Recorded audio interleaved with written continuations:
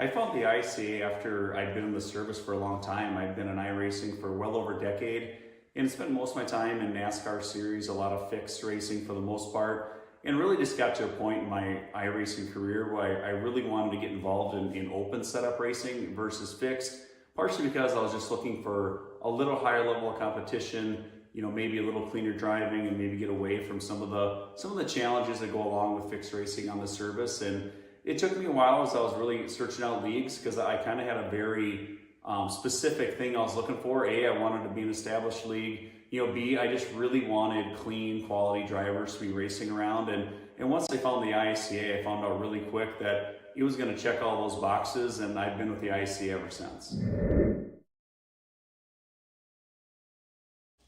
I think the things I like the most about the ISCA is it's a developmental league, but it's also a league that's got some veteran drivers. And I think really what I was looking to do was try to surround myself with some people to better my talent, my skill, and my craft. And that's one thing the ISCA has really delivered. It's got great quality drivers. You learn how to race in close quarters around some of these other people. And I think the other thing, when you do look at the developmental side, once I joined the ICA, my I rating has soared, my safety rating is better than it's ever been. And it's also really great to see drivers that join our league, really excel over time, some of which stay with the league and some that maybe move on to some bigger things, which is really exciting.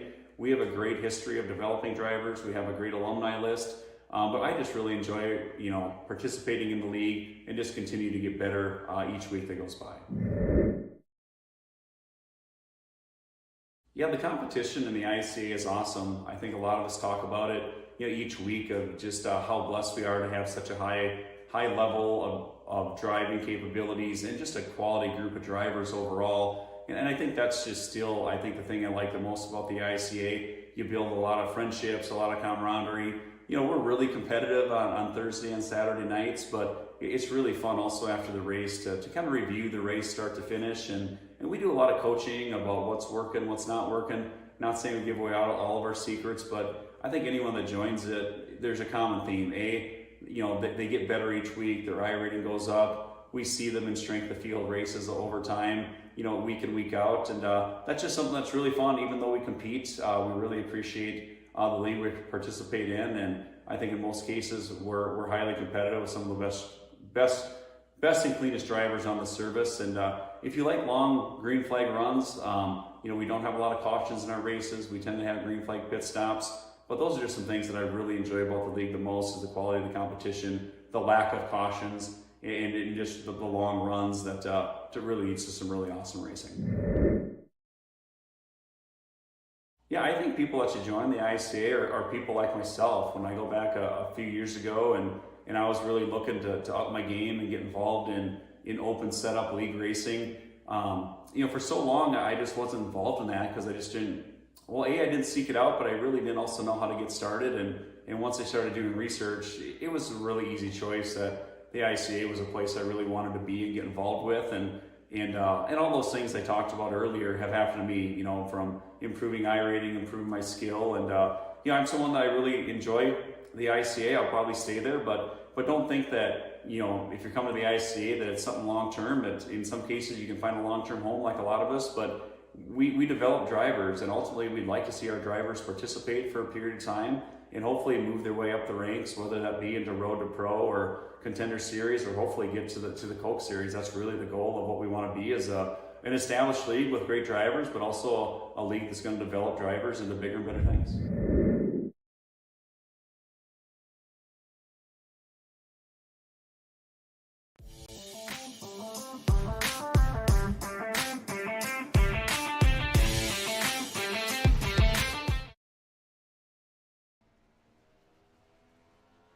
Hello and welcome everyone to the ISCA Saturday Night Cup Series. We sure are happy to be here this lovely Saturday evening as we're going to go racing here with the ISCA at Richmond Raceway. And this is definitely going to be some short track action at its finest at the Action Track here at Richmond. Of course, I'm excited. We're going to see this, of course, 3/4 of a mile racetrack in action. Once again, we saw a really good race on Thursday where we saw a first-time winner from Scott Naslin.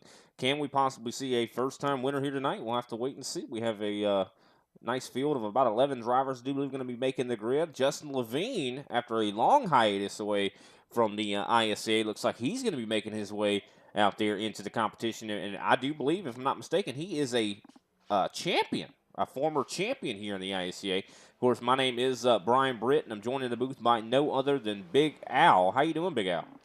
Doing pretty good, Brian. Excited to be here tonight once again at Richmond. It is Saturday night, folks. Hope you're as excited to be here as we are as we're getting ready to kick it off. And I'm going to tell you what, Saturday night short track racing in Richmond, Virginia, nothing else could be more American than that right there. You can take your apple pie and just send it on back out there with your tacos.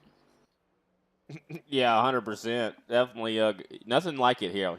Even what's funny is you talk about apple pie. Well, strawberry pie, this place is known, kind of one of its nicknames is Strawberry Hill. I don't know if you knew that. That's interesting, though. Did not know that, Brian. 100%. This is Richmond, Virginia, and one of the classic racetracks for sure. I know Rusty Wallace loved this racetrack. A lot of other drivers love this racetrack because it races like no other track in a lot of ways. It's a D-shaped oval that kind of has a little bit of a intermediate kind of feel to it in a lot of ways. Of course, still is a short track, but a lot of drivers do liken it to kind of an intermediate. You can do things on this D-shaped oval, almost acts like a speedway in a way to where you can kind of get really good runs on the straightaways. We'll have to wait and see how these guys are able to handle it. Of course, from what we saw on Thursday, it seems like a lot of these cars are very spin happy, though for sure, Big Al, with this low downforce package. You mentioned Rusty Wallace earlier. I'm a huge Rusty Wallace fan from when he was driving a 27 Pontiac all the way through the twos for the Miller Lite, the Miller Genuine Draft, and the Miller Special. So I know all about this. And Rusty does have a lot of interest vested in this track. I wonder how he would feel driving this next-gen car around here, Brian. I don't know. I think he probably would find it quite difficult. I know it's quite the transition from this car to the older style Gen 4s that he's probably accustomed to. But, of course, I do believe, of course, as you see on the race control or race facts, it is not Thursday night. It is Saturday night, so a little bit of a typo there. But this is the AutoZone 250 nonetheless, and the facts of the race are still the same. 250 laps here tonight. Stages are 50 and 115. So stage 2 going to be quite long there, a little bit longer than stage 1. Going to be a little bit more of a challenge for these drivers. 4 sets of tires going to be down in the pits. Of course, 5, including the one that these guys start with. Fuel, just like on Thursday, is not going to be really a concern here tonight. I mean, it seems the tires are the main thing that these guys are going to be having to deal with. 128 laps on the fuel window. So from what I've seen, I think that you can make it that last run the whole way, but your tires won't make it, Big Al. Well, yeah, tires are going to definitely be the tail of the conversation here today. That's going to be the topic. We're going to write a book, Brian. We're going to talk about it. We're going to exhaust the chapters. But just like that, we're going to look at the Super Cup Series point standings. 100%. Of course, we're well into now the Super Cup season at Richmond now. I do believe we've already had 5 races thus far. Chris Severa at the top of the board with 4 race wins out of the 5. 5 top 5. So he's been, if nothing but consistent, 53 points out in front of Jose Acosta. Acosta has been another consistent driver, 4 top 5s for him. He's about 53 points behind Chris Severa. Kenny Powell sits in 3rd place in the points. Kendall LeVron, I should say, is in 4th. I don't see him out on the in the competition. I know he wasn't here last week as well, so that could definitely hurt his point situation. Greg Wychinski going to be looking to see if he can't maybe jump up into that 4th spot because he's only separated by 2 points. 6th place, Brandon Ponsalacqua. He's not going to be here tonight from what I have heard, but he does have 1 win on the season, which locks him into the playoffs. It should. 7th place, Darren Mullins. We'll have to wait and see if he shows up. I don't see him in the grid as well. 8th place, Frank Flores could maybe jump up a spot or 2, considering he is going to be in the competition. Austin Derbyshire also could maybe jump up a spot. He's in 9th place in the points. Joey Prevey, haven't seen him on Thursday here in a couple weeks, so hopefully he makes his way back into the action. Of course, he's always one that is in contention, so that is our top 10 in the points at the moment. 20 seconds left in qualifying. I think now's the perfect time. Go ahead and step away and play our national anthem, and we'll be right back with some racing action at the action track.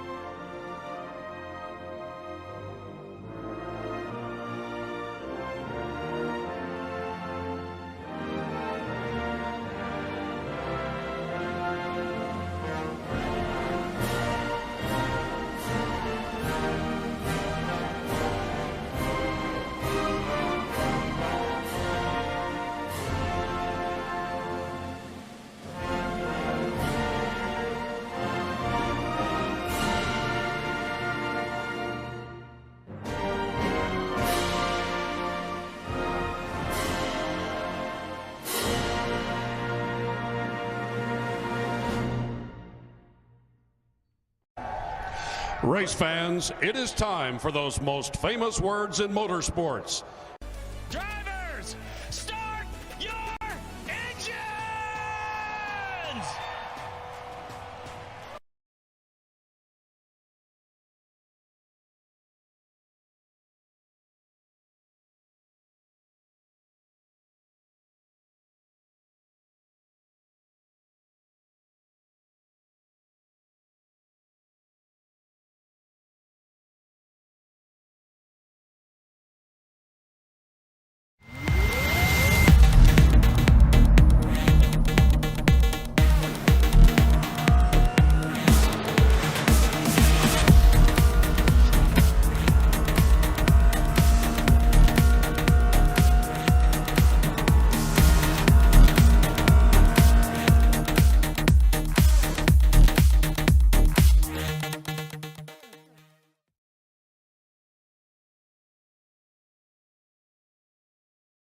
Your car is everything. Your taxi, your moving van, your baby. And for over 30 years, AutoZone has had the parts you can count on to keep it going. But parts are just part of what we do. We're part buddy, part mentor, part of the American way of doing things. So whether you're Mr. DIY or a master mechanic, AutoZone has your back. Parts are just part of what we do. Get in the zone! AutoZone.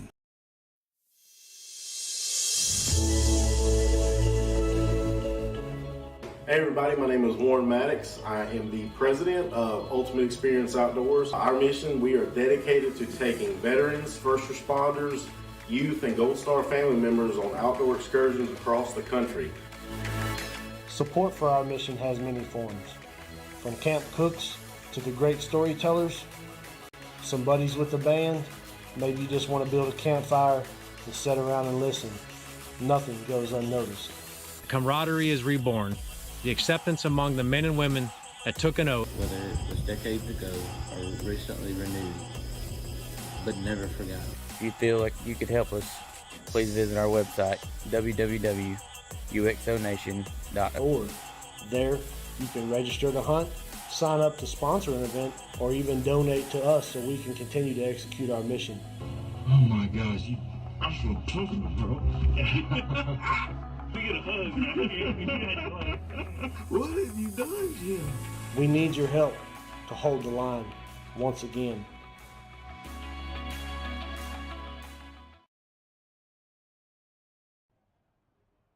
And we are back, lined up, gridded up, and we'll run through that starting grid right now. On the pole tonight, it's going to be the 76 of Derek Heitman on the outside pole.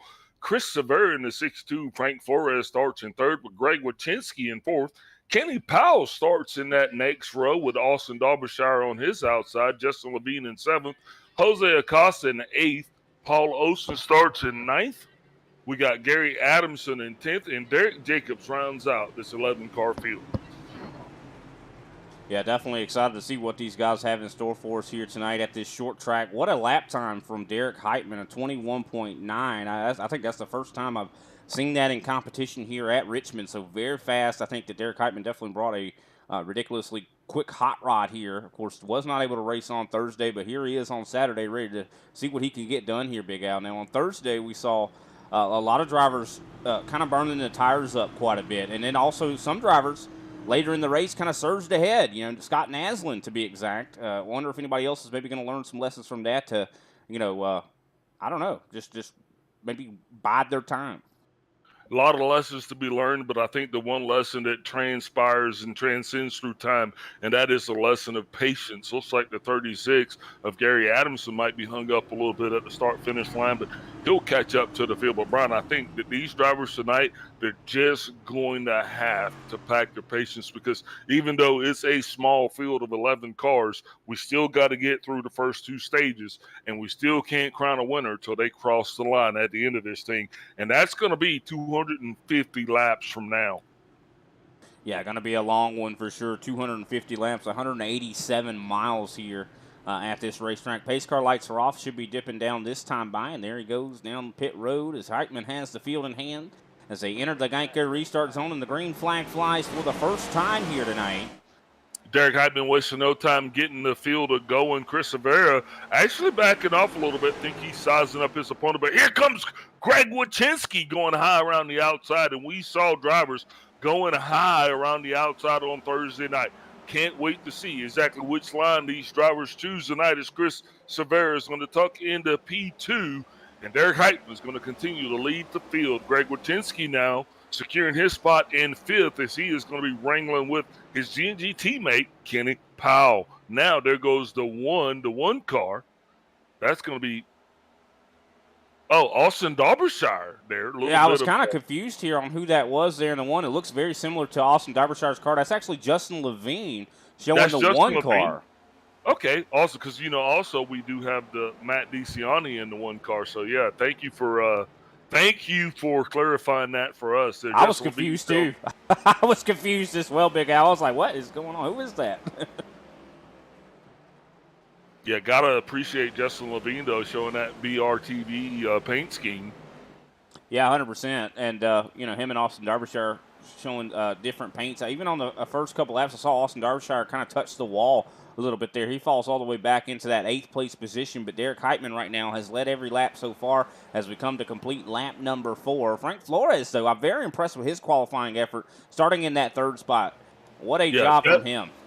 Definitely impressed with Frank. Hopefully he can maintain staying up at least in the top 3. Here's the thing tonight, Brian. Everybody, this is the Oprah Winfrey show. You get a stage point. You get a stage point. All you got to do is finish this thing. Somebody's going to be left out. Frank Flores, though, is setting himself up in a position that he's not going to be left out. Heck, he qualified 3rd, Brian. Wouldn't it be awesome if we could get Frank Flores on the podium tonight, at least in one of the 2 stages? It definitely would be awesome. And he's one of those drivers that has been really working and growing as the seasons have progressed. We've seen him for quite a long time. And he's definitely been getting a lot better at this next-gen car. As you see, there he is! Look at the cockpit camera. Loose condition for him. Love to be inside there right now because you're going to get that true triple Frank Flores right there coming out and nice and live there in the Discord. Kenny Powell now on the high side of the 8-car Flores as he's going to probably lose a couple more positions because here comes none other than Justin Levine. And Justin Levine is definitely a great white shark in this water right here. Once he smells blood, he's going to pounce, Brian. And there he is right now on the outside of Flores trying to make it interesting. Frank Flores, though, not wanting to relinquish position because I think he has something to prove. A little bit of a chip on his shoulder, if you may, but just behind him, here comes Greg Wachinski into the fray tonight, sporting that number 5 car, and he's going to make it even more sporty because Flores now has to really get back on that pony, get tight in those stirrups, Brian, or he's going to find himself slipping all the way back to 6th place. Yeah, right now he is in that 5th spot. Definitely needs to get recovered and kind of get moving forward once again and get that rhythm back. Definitely a tough track for sure. Easy to get that spin kind of going there on the front stretch, especially off of turn 4. And I think that's what he's kind of been struggling with. But it looks like he's got back up on the horse. He seems like he's going back in the right direction. But definitely could have heated up the tires, but impressed with the save, though, for him. Usually this next-gen car is so difficult to save when you have it sideways like that, but he was able to do it like a master. Yeah, and now he's back into the fray. He's got to just get back on it. He's got to have a short memory, especially when it comes to short tracks. And he's got to do just that because now he's got to figure out how to make up that position that he lost there, Brian, because, hey, this thing is far from over. And if Frank Flores really just wants to be present tonight, all he's got to do is get a solid top 5 finish in each of the first 2 stages. And I think that'll do wonders for his season here tonight, both in the Super Cup as well as the Season 2 Cup. Yeah, 100%. Them having another course season points going on at the same time as the Super Cup. Of course, the Cup season is a 13-week schedule. Austin Derbyshire back all the way back into 9th place. Of course, Paul Olson, I do believe, has left the field here, so now down to 10 drivers. Yeah, and that means everybody here tonight is going to qualify for stage points. So it doesn't mean anything other than everybody wins the lottery. You got to buy a ticket right now. So even going to be looking up for Derek Jacobs because here's a guy who has been in the ISCA for quite a while. We've been watching Derek, and Yeah, he's had some struggles, but you know what? He's consistent and he keeps coming back week in and week out. He keeps putting that car back on the track, and I'm telling you, it's just a matter of time before we're going to see him up on the other end of that top 5, Brian. Yeah, just a matter of time for sure. We hope that he can definitely, get better and better and better as he goes on. All it takes is some seat time and confidence. I think that's the big thing. And, if as long as he's able to continue to stay out here and get confidence, that is going to be the big thing in this next-gen machine. As Derek Heitman, though, has led all the laps so far. He's about 7/10 out in front of Chris Severa right now. So clean air seems to be really key as well, and it's very difficult to pass at this racetrack. Yeah, but Chris Severa, I mean, he's just doing what Chris Severa does. He's just going to sit right there. He's going to wait. What's he got to lose? I mean, he has won 4 out of the 5 races in the Super Cup, right? So tonight, he's just going to sit there and let Derek Heitman lead the race. He's going to run his own pace. He's not going to take any chances. What's the point? I mean, this is really an easy race here for these guys. Yeah, and Derek Heitman not really, I don't believe, very big in the points right now when it comes to being in contention for the championship title. Of course, Chris Severa at the top of the board. He has quite a bit of a cushion, so why not try to take it a little bit easier and kind of just bide your time? Of course, maybe Heitman is burning his stuff up. We did see that on Thursday as well. There were some guys that would go up there and kind of pull away a little bit, and then they would kind of fall back to the mean. Yeah, I got you. But you know what? Let's take some time to explore the field a little bit. Let's talk about Austin Derbyshire. This guy right now currently running in 9th place. Now we still have a little bit of time here as we're not even halfway through this first stage. Austin Derbyshire, new to the ISCA, and this guy right here definitely he has something to prove. Now he kind of stepped it out a little bit on himself.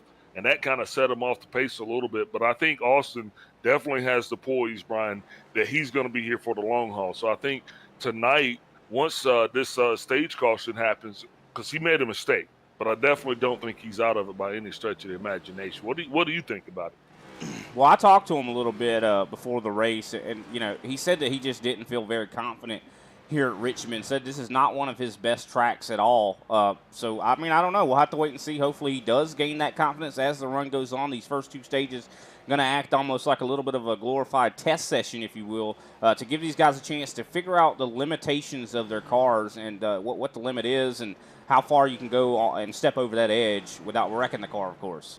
Yeah, and Austin Derbyshire also in that BRTV car.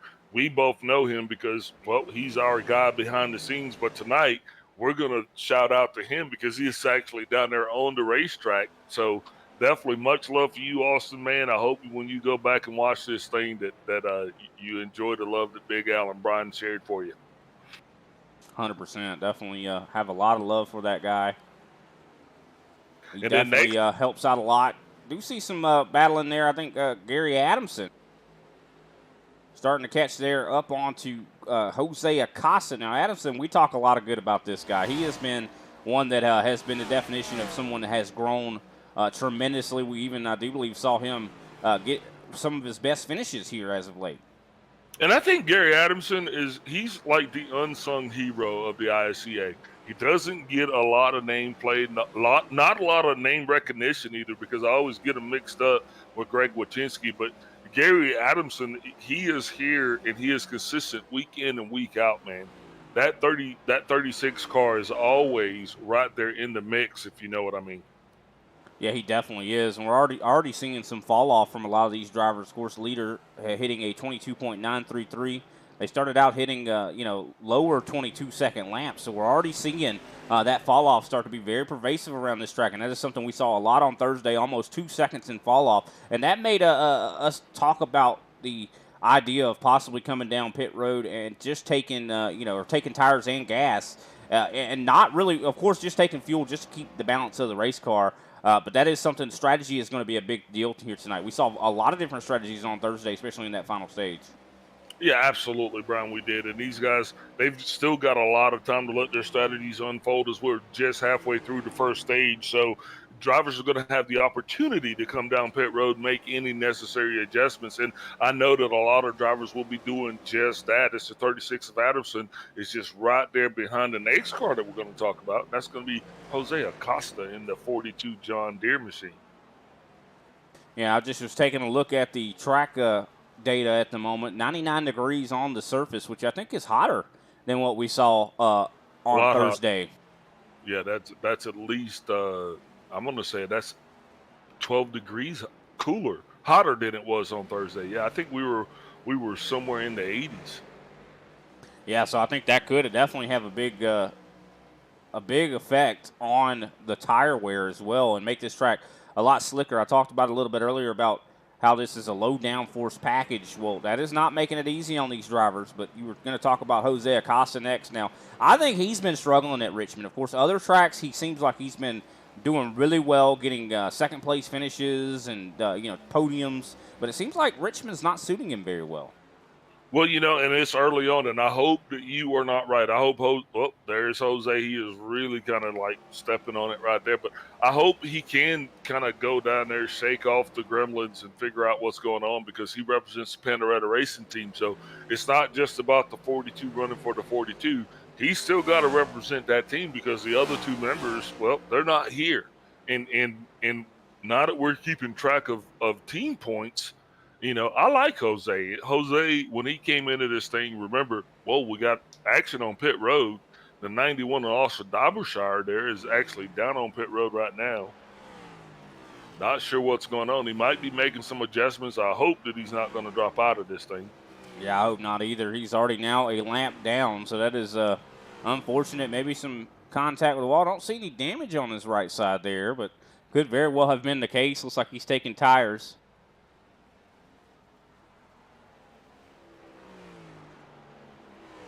One good thing is, though, that he still will get stage points, even if he finishes right there. But I am noticing, though, that Derek Heitman is starting to get ran down by Chris Severa. Severa, was falling back to about a second back from Heitman. Now is about 7/10 to where he was before. Derek Jacobs is getting ready to go a lap down as well. Yeah, thank you. So Derek Jacobs coming into the fray is definitely not going to help out this situation at all. Because Heitman is definitely going to be trying to run. And this is his first time here. It always is, right? I mean, yeah. It always is his first time. I don't think it's his first time here, though. I mean, we went to Richmond a couple times last season, so I think he's going to be running out of that excuse for a while. We're going to start calling him extra virgin olive oil, Evo. Because you can say extra virgin olive oil on YouTube, right? I think you can, yeah. Yeah, he's the extra virgin olive oil of every track. This is my first time. I've never done this before. 35 laps, though, into this stage. I do believe next time by we'll have 15 laps to go. But Derek Heitman so far has utterly dominated the show so far. Only 8 drivers remain on the lead lap at the moment. Of course, Gary Adamson has been definitely staying right there with Jose Acosta. I think he's just been biding his time. But we do see the closest on the track right now, it would be probably Chris Severa and Derek Heitman at the moment. Yeah, and Chris Severa, just like you said, he is slowly reeling in Derek Heitman. Heitman just doing what he's got to do. He's trying to stay alive, and hopefully he will be able to continue doing what he's doing. I don't think what he's doing is a fluke. I think Severa is at one point here in the end of this stage. He is going to start to put the hammer down, try to reel him in, because he's got to test Heitman. He's got to see what he's made of, and he's not going to be able to do that if you're, say, looking at it, half a track back. You got to keep the guy at least within your crosshairs, so that way when it comes time to pull the trigger, Brian, you got a good shot. Yeah, for sure. One thing we saw on Thursday, though, it was very, very difficult to actually make passes happen. We saw drivers that were faster, than Scott Naslin, the man who ended up winning the race. I mean, he had 2 different competitors that got to his back bumper, but they weren't able to do anything, Big Al. They tried to pass him, were not able to do it. Could that be the same thing for Severa here? Even though he's faster at the moment, if he catches Heitman, what is he going to be able to do about it? I mean, we heard Scott Naslin talk about, I just protected the bottom. What do you do if they're protecting the bottom? Are you serious right now? Yeah, I'm definitely deadly serious. We're talking about Chris Severa, man. I mean, really? Yeah.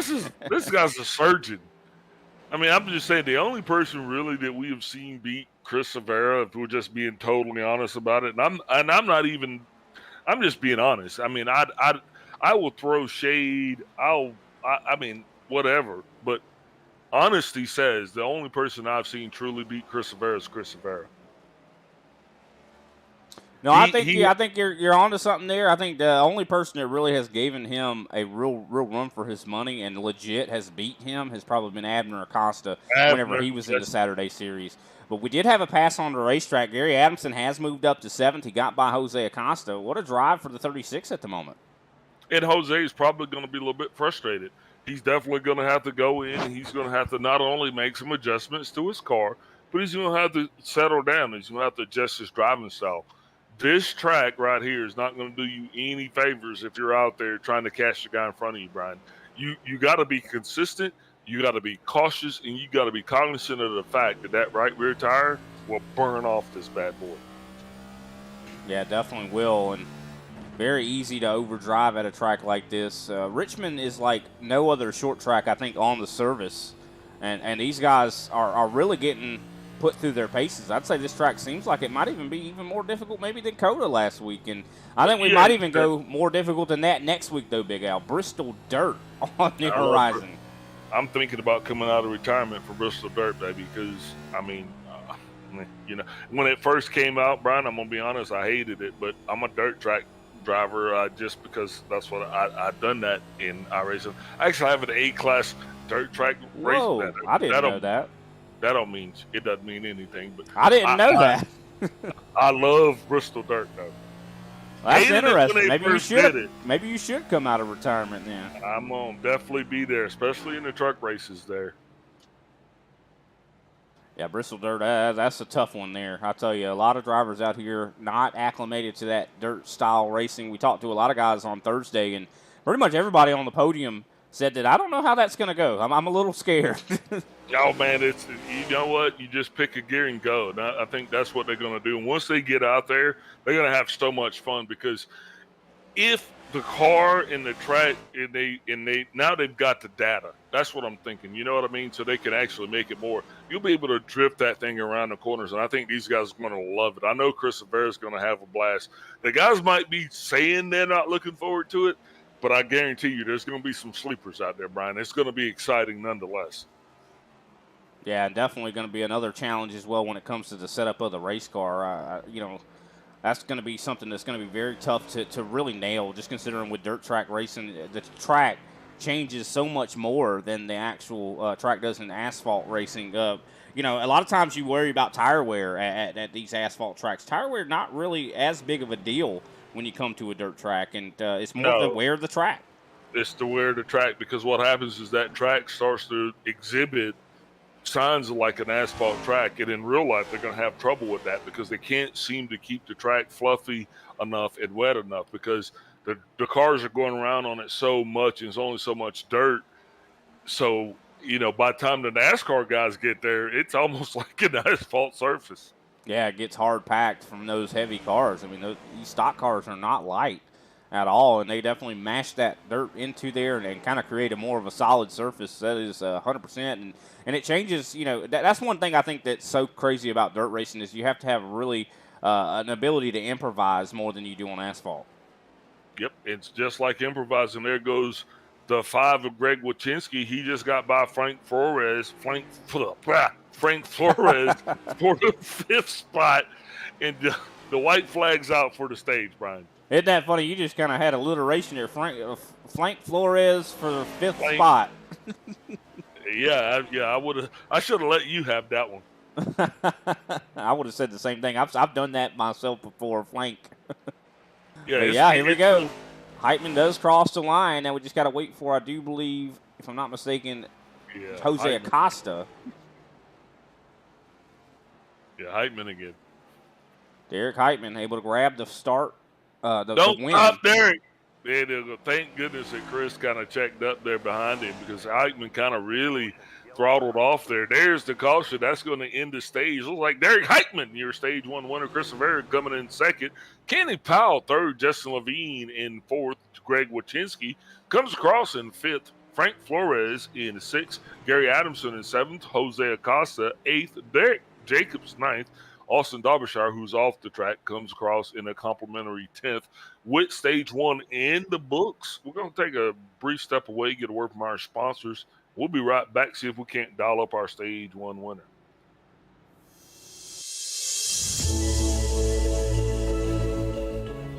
Hey everybody, my name is Warren Maddox. I am the president of Ultimate Experience Outdoors. Our mission, we are dedicated to taking veterans, first responders, youth, and Gold Star family members on outdoor excursions across the country. Support for our mission has many forms, from camp cooks to the great storytellers, some buddies with the band, maybe you just want to build a campfire and sit around and listen. Nothing goes unnoticed. Camaraderie is reborn. The acceptance among the men and women that took an oath. Whether it was decades ago or recently renewed, but never forgotten. If you feel like you could help us, please visit our website, www.uxonation.org. There, you can register to hunt, sign up to sponsor an event, or even donate to us so we can continue to execute our mission. Oh my gosh, I'm so tough, bro. We get a hug, right? What have you done, Jim? We need your help to hold the line once again.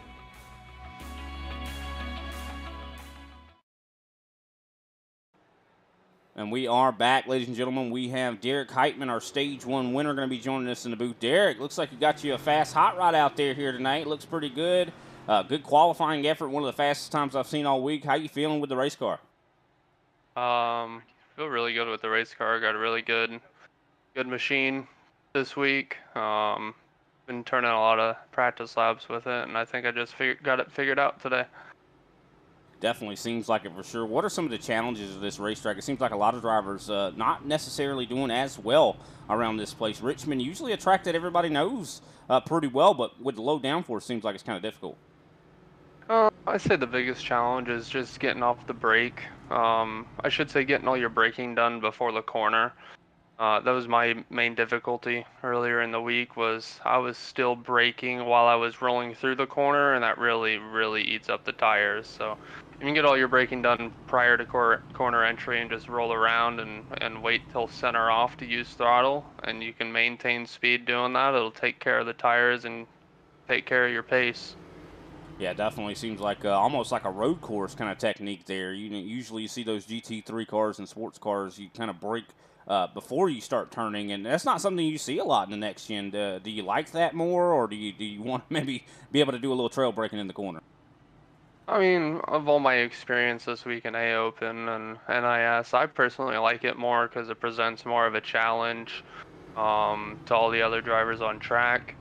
I've seen it where I've had people hold pace with me. I haven't unfortunately won a race this week, but a lot of P2s, but everybody's holding pace, and next thing you know, third place is 4 seconds behind, and I just already know that that's what they're doing wrong. They're eating it up. 100%. Well, I know the pace car lights are out. Who can we give a shout out to after your stage 1 win? Shout out racecpi.com, Michael Conti, for giving us a great setup this week and giving us something we can go out here and win with. All right. Well, thanks for your time, Derek. We'll let you get back to it. Good luck. Thanks, guys. That was Derek Heitman, our stage 1 winner, as they line them and rack them and stack them back up again for stage number 2. Pace car is going to be heading down pit road. As we enter the Geico restart zone, green flag is flying once again, and Heitman waits no time to get her going. Slides up right in front of Chris Rivera. Here comes Justin Levine to the top. He's going to be seeing if he can do battle for that second spot. Of course, Justin Levine is a previous champion. Wouldn't be surprised to see him come out here and make some waves. Yeah, that would be good to see. But I think Chris Rivera was just trying to get started good, get his tires heated up. This stage is going to be a little bit longer than the last. We've already seen Derek Heitman with the advantage with the clean air. I don't think Chris is going to allow him to get as comfortable this time as he did last. And there he is, putting the nose right there to the keister of that 76 of Derek Heitman. Now, once he puts pressure on him, He's going to try to get out front early on this time, Brian, because he wants to get it to take advantage of that clean air. Kenny Powell, he got a little bit squirrely there. He's going to let Justin Levine slide by him. Now Levine up to third. Powell still on the inside, though, not going to relinquish that position.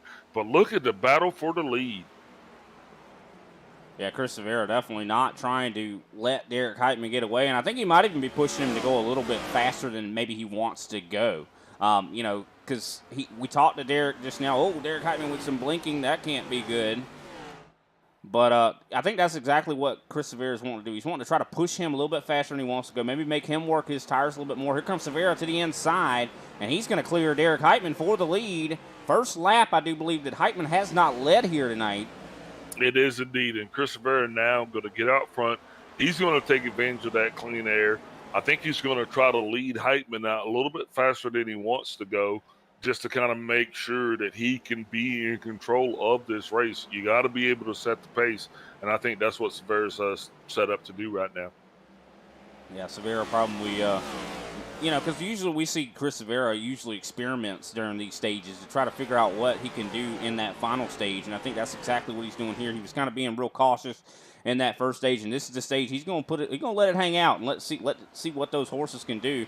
Also, Justin Levine is slowly but surely catching up to the back of Derek Heitman. Could we see Levine possibly move up into that second spot? We'll have to wait and see. He has conquered Kenny Powell in that Toyota.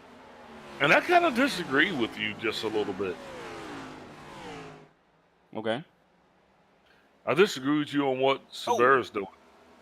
Yeah, we saw that. Yeah, Justin Levine there, a little bit of contact with the outside wall.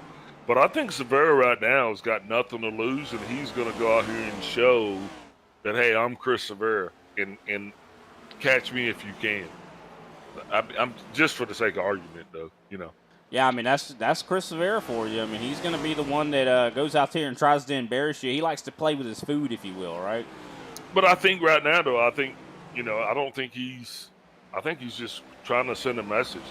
What does he really have to lose here tonight, Brian? Nothing. If he wrecked that car right now, he's still finishing the top 10. You know what I mean? So I don't think he's going to sit back and not win another race, because remember, Derek Heitman is yet to win. Brandon Pastelacqua's won. Nobody else has except for Chris Severa, and I don't think he's going to allow anybody else to get a W. Yeah, I think you're right, and he's going to definitely go for broke and try to see if he can't, further that ratio that he has so far this season. Kenny Powell's been putting a lot of pressure on Levine. I think Levine might have overcooked his tires. Here it goes to the inside, almost really close to having some contact there out of two. I think Kenny Powell says, hey, poop or get off the pot right now.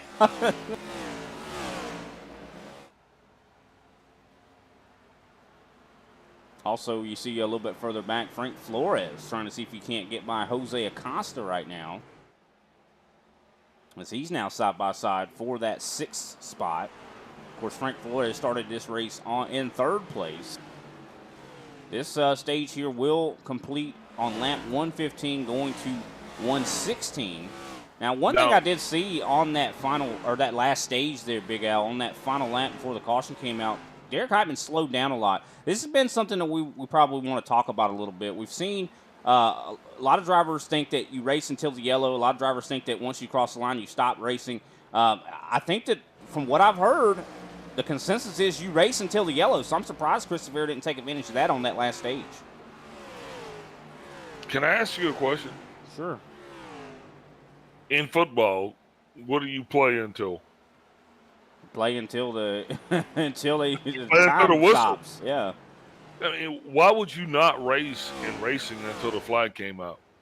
I mean, isn't that the point? You race until. I mean, ultimately, we're looking for the checkered flag. So yeah, kudos to Chris, but man, come on, you can be as great as you want to be, but you still race until the flag comes out. Period.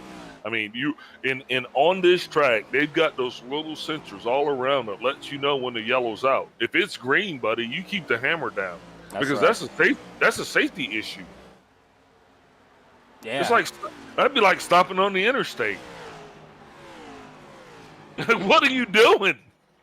100%. Yeah, and that could definitely have led to possibly an accident coming towards the end of that stage. Luckily, it didn't.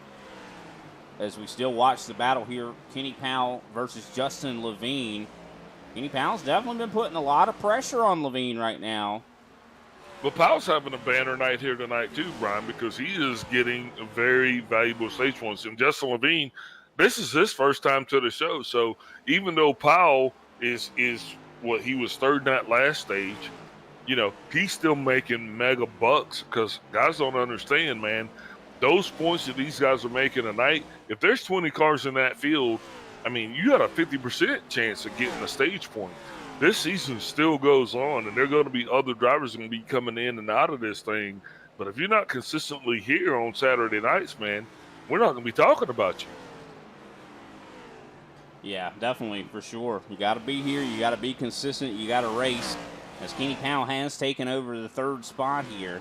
And, you know, what a better day that I think Kenny Powell's having here tonight. Because Thursday, you know, we even learned, you know, what had actually happened to Kenny Powell.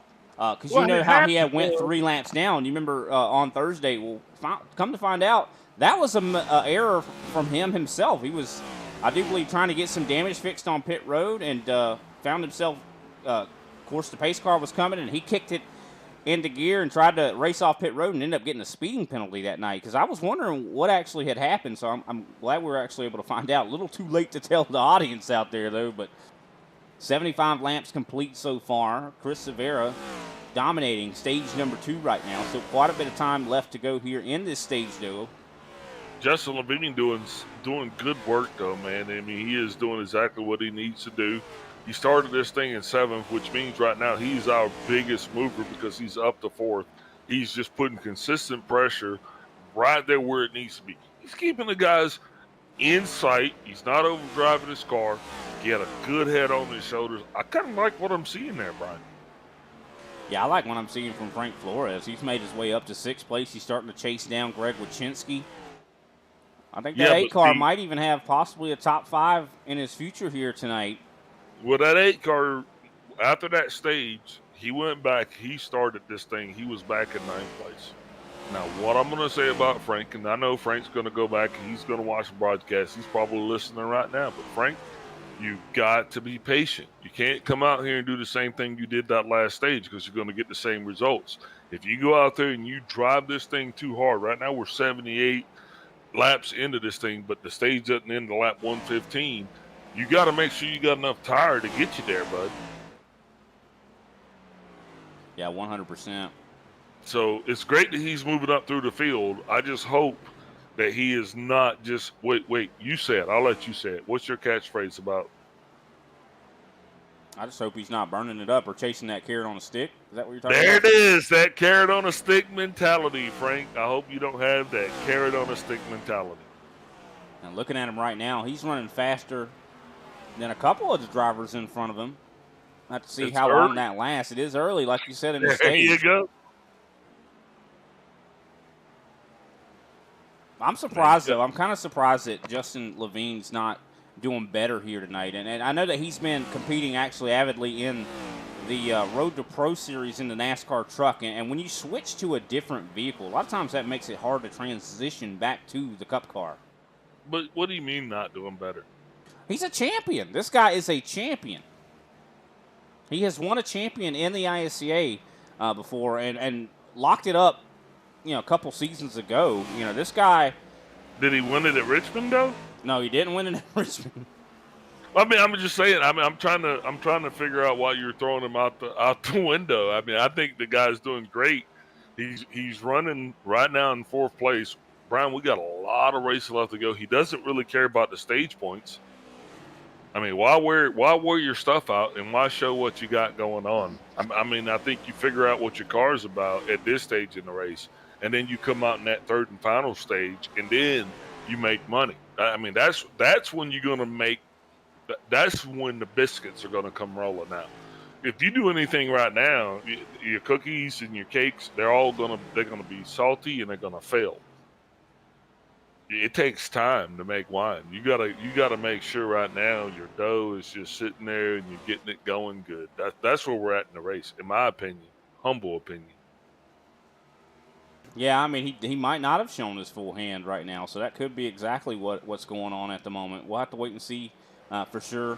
But analyzing what's going on right now, I don't know if he's struggling or what's going on. But then again, I mean, even Heitman said that this track is not behaving like you would expect it to, and I think it's because of the new updates and the new tire model, new aero package that's on these cars. Now, you've been racing here all week, so what do you... No, I haven't. No, I haven't. Well, I have not. I've tried to practice, but it's very difficult. This is challenging, a lot more challenging than it looks here at Richmond. But from what I've heard, I mean, it just seems like you got to try to save your tires as much as you can. I mean, that seems to be the kind of the consensus. And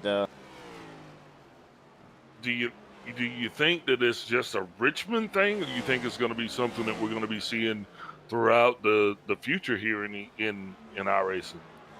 I don't know. I mean, it could be a short track thing. I mean, you know, they've definitely altered a lot of the, tire models, and I think they've made it a lot more likely, like what it is in possibly real life as well. But isn't that what you want, though?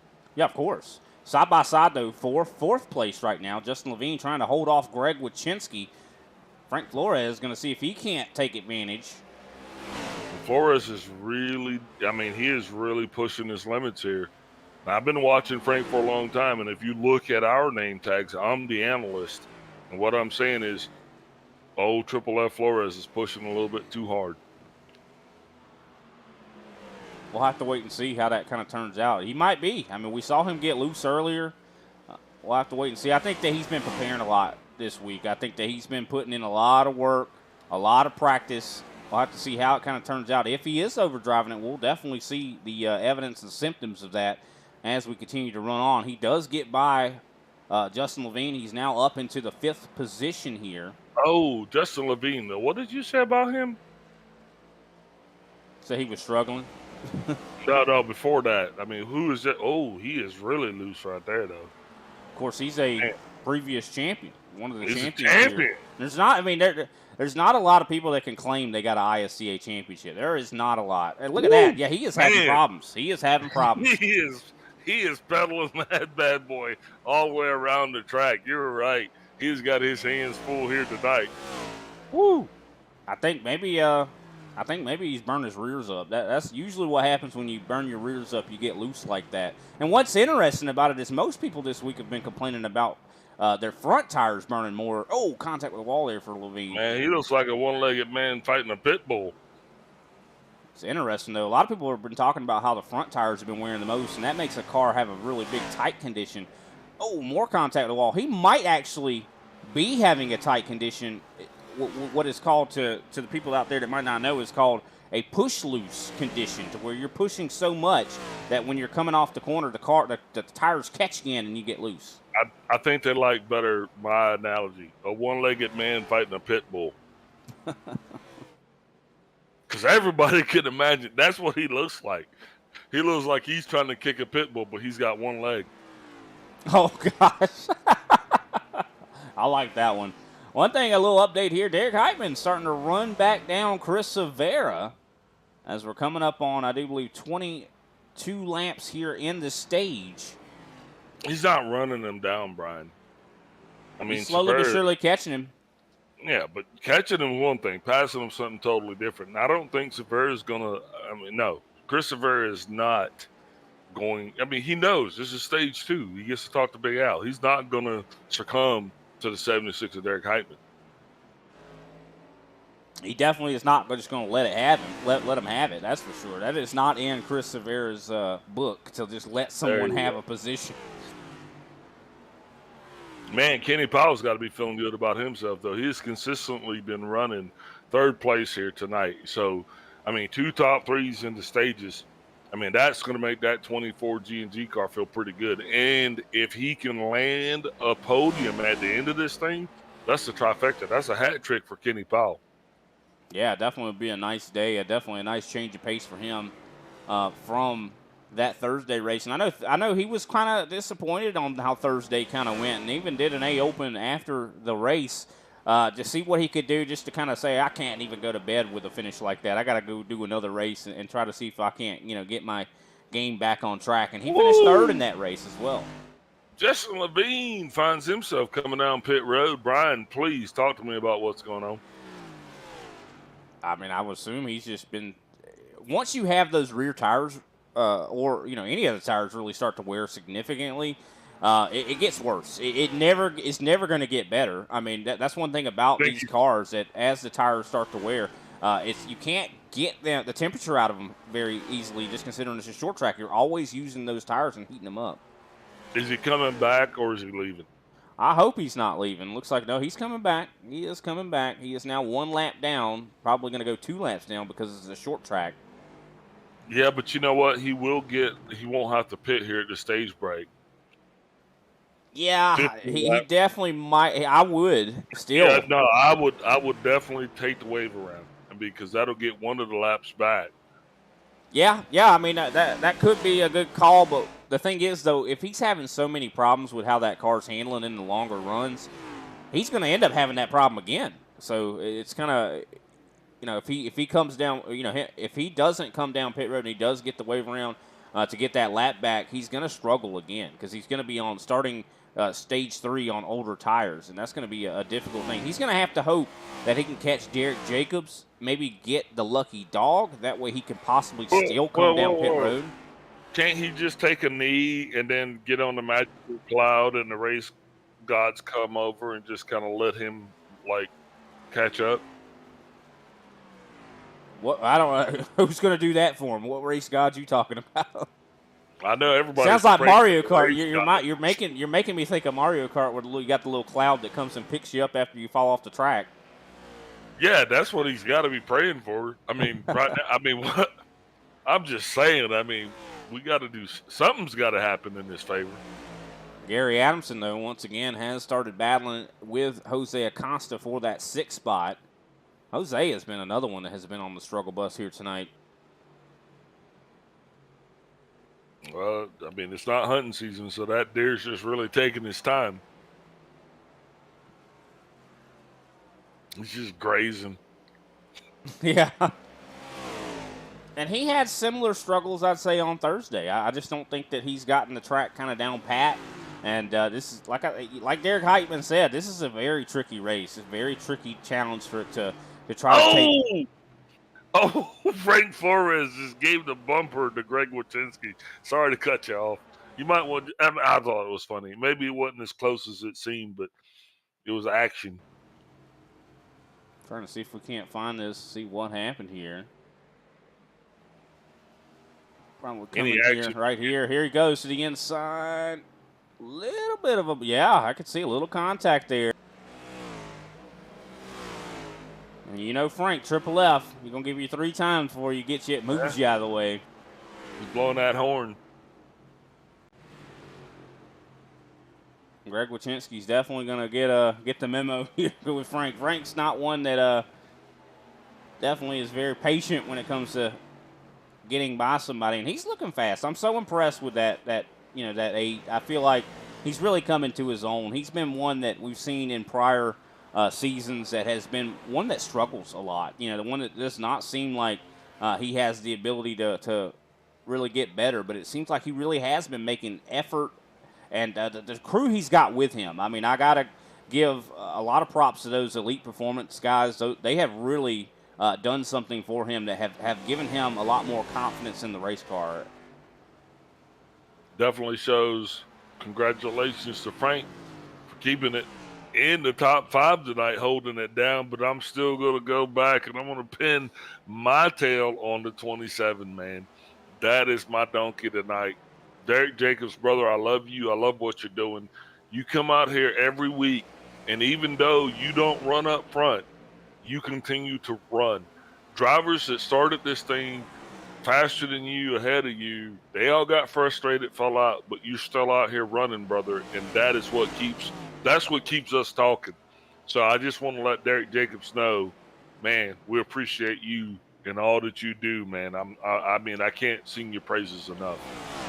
100%. As we saw, Justin Levine actually just got by Derek Jacobs and now has taken that lucky dog position, so he will be able to get the wave around and possibly pit at the same time if he so chooses. Of course, he will have no tires to really play around with in the final stage, though, because these guys only have 4 sets of tires. And, of course, in this race, you are required at least to take, I believe, 3 sets. So that would leave him with 0, considering he's already taken 1 if he does pit again. Yeah, but maybe he's not planning on being here for the end of this thing. Maybe not. We'll have to wait and see. Chris Severa, though, he's definitely planning on being here for the end of this thing. 5 laps to go in the stage at the moment. He's now 1.7 seconds back or in front of Derek Heitman. Heitman is starting to, I think, struggle a little bit as well. I think he's fallen victim to that carrot on a stick mentality whenever he was trying to chase Severa down. Well, you know, and it is, like I said, Brian, it's still early. This being the longest stage, 4 laps left to go in this stage, right? That's going to be the big thing here before the flag comes out. 3 now. But all of these drivers now have enough time on this track that they should know what adjustments they're going to need to make in order to get to the end of this thing. And those adjustments are going to have to be made here within the next 5 laps. They're going to have to be really concentrating, not just on what they're doing right now, but what are we adjusting on this pit stop? Not necessarily about gaining your position or trying to advance your position, but what adjustments are we making? Yeah, and I think that also you got to keep factor in as well the conditions of the racetrack. We talked about it was 99 degrees. It's now 93 degrees. So it's cooling down out here, and that also affects what kind of adjustments these guys possibly need to make, whether the car's kind of going towards that tight condition. Chris Severa is starting to catch up there to Jose Acosta. Could he possibly maybe even put him a lap down by the end of this stage? I think that they're just barely going to stay on the lead lap here. As we are coming up on now 1 to go here in the stage. And Chris Severa, I do believe, is safe to say is going to win stage number 2.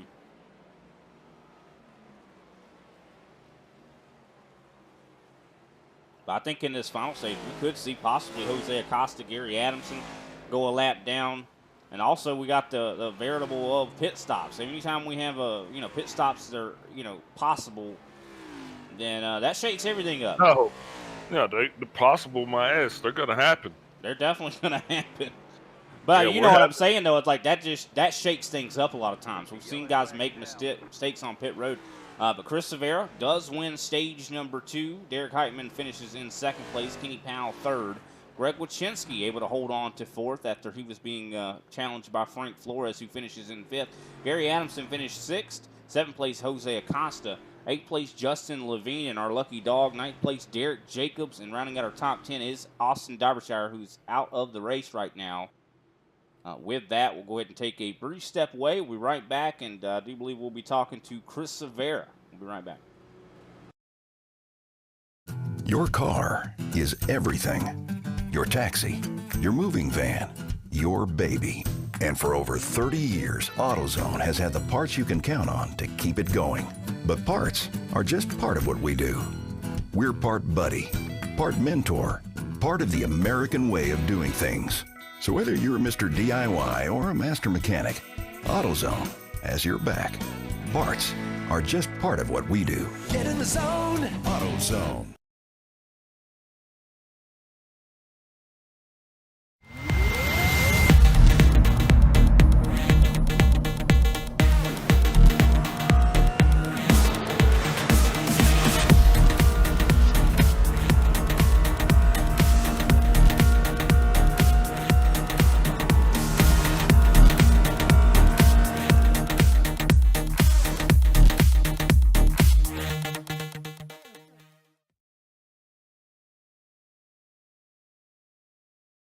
We're right back, Chris.